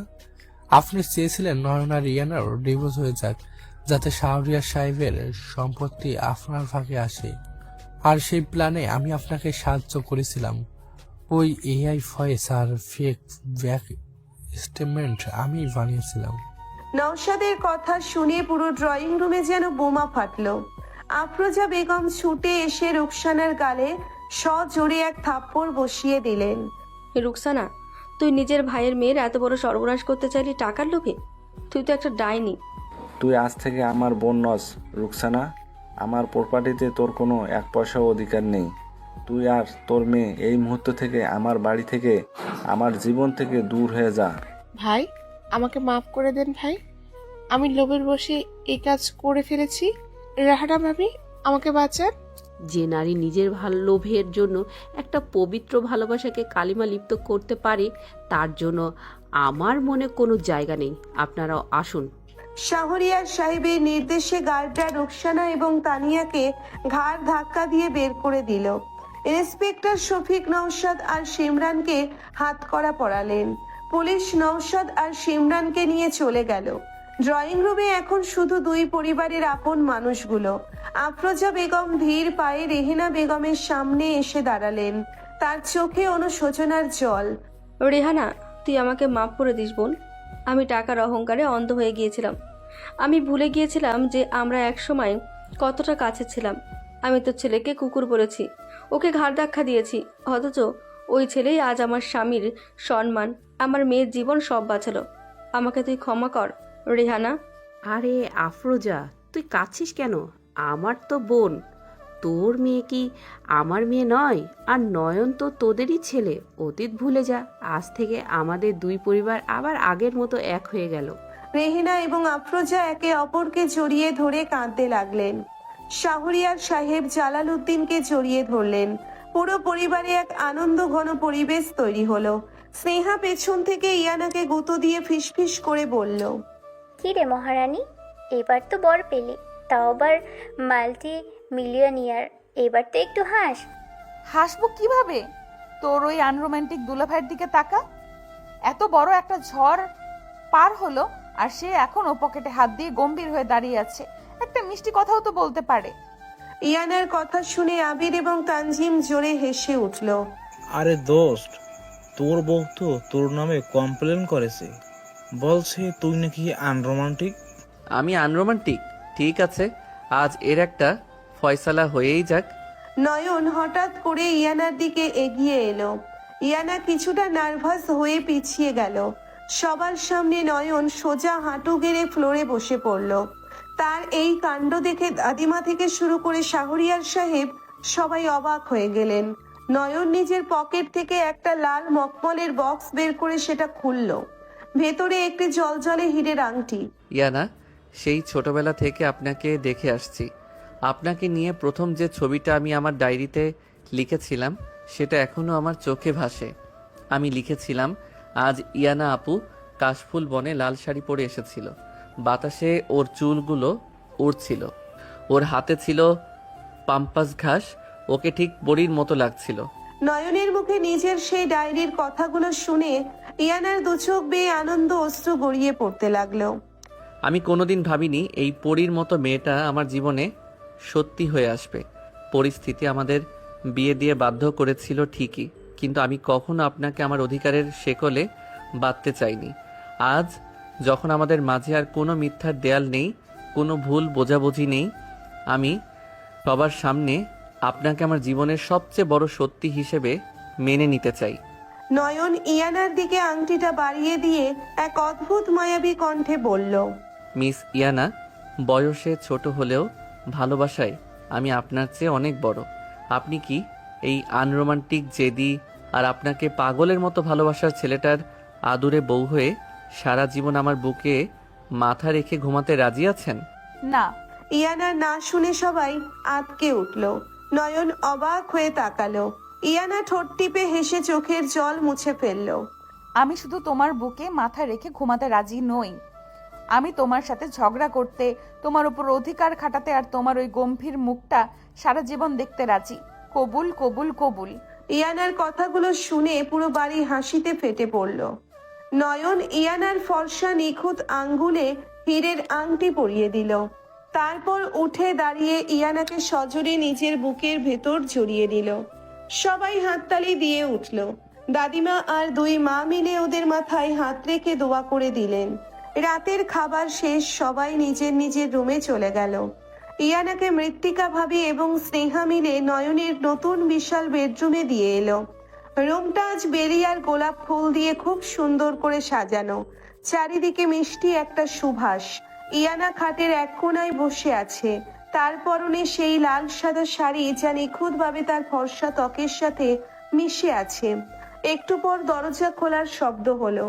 নয়ন ধীর পায়ে ভেতরে প্রবেশ করে দরজাটা ভেতর থেকে লক করে দিল। নয়ন ইয়ানার দিকে এগিয়ে আসতেই ইয়ানার বুকের ভেতরটা অজানা এক শিহরণে কেঁপে উঠল। নয়ন ইয়ানার পাশে বসে তার হাত দুটো নিজের হাতের মুঠোয় নিল। আপনি কাঁদছেন ইয়ানা? না, মানে আমি বুঝতে পারছি না নয়ন, এত সুখ আমার কপালে কিভাবে জুটলো? আমি তো তোমাকে কত কষ্ট দিয়েছি, তুমি আমাকে এত ভালোবাসো কেন? কারণ আপনি আমার সেই লাল শাড়ি পরা পরী, যাকে ছাড়া আমার পৃথিবী অন্ধকার। আপনি জানেন ইয়ানা, গত 3টে মাস আপনাকে ছাড়া আমি কিভাবে কাটিয়েছি। প্রতিদিন রাতে আপনার বালিশটা বুকে জড়িয়ে কাঁদতাম। আর কাঁদবে না নয়ন, আর কখনো না। আমি কথা দিচ্ছি, জীবনে যত ঝড় আসুক আমি আর কখনো তোমার হাত ছাড়বো না। তুমি শুধু আমাকে তোমার এই বুকের ভেতর লুকিয়ে রেখো। ইয়ানা মুখ তুলে নয়নের দিকে তাকালো। নয়নের চোখে আজ এক অদ্ভুত নেশা। যে ছেলেটা 12 বছর ধরে নিজের সব অনুভূতি দমিয়ে রেখেছিল, আজ সে তার ভালোবাসাকে পূর্ণতা দিতে চায়। নয়ন ইয়ানার গালে হাত রেখে তার চোখের জল মুছে দিল। আজ আর কোনো কান্না নয় ইয়ানা, আজ শুধু আমাদের রাত। 12 বছরের দীর্ঘ অপেক্ষার পর আজ আপনি পুরোপুরি আমার। নয়নের আঙ্গুলগুলো ইয়ানার ফর্সা মুখশ্রী ছুঁয়ে ধীরে ধীরে নিচের দিকে নামতে লাগলো।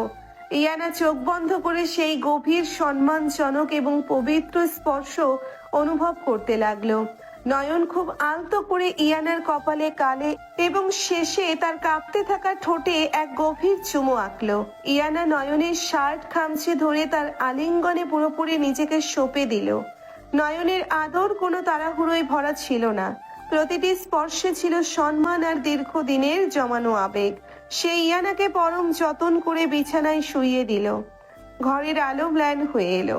বাইরে বৃষ্টির হালকা রিমঝিম শব্দ আর ঘরের ভেতর দুটি হৃদয়ের একাকার হয়ে যাওয়ার শব্দ।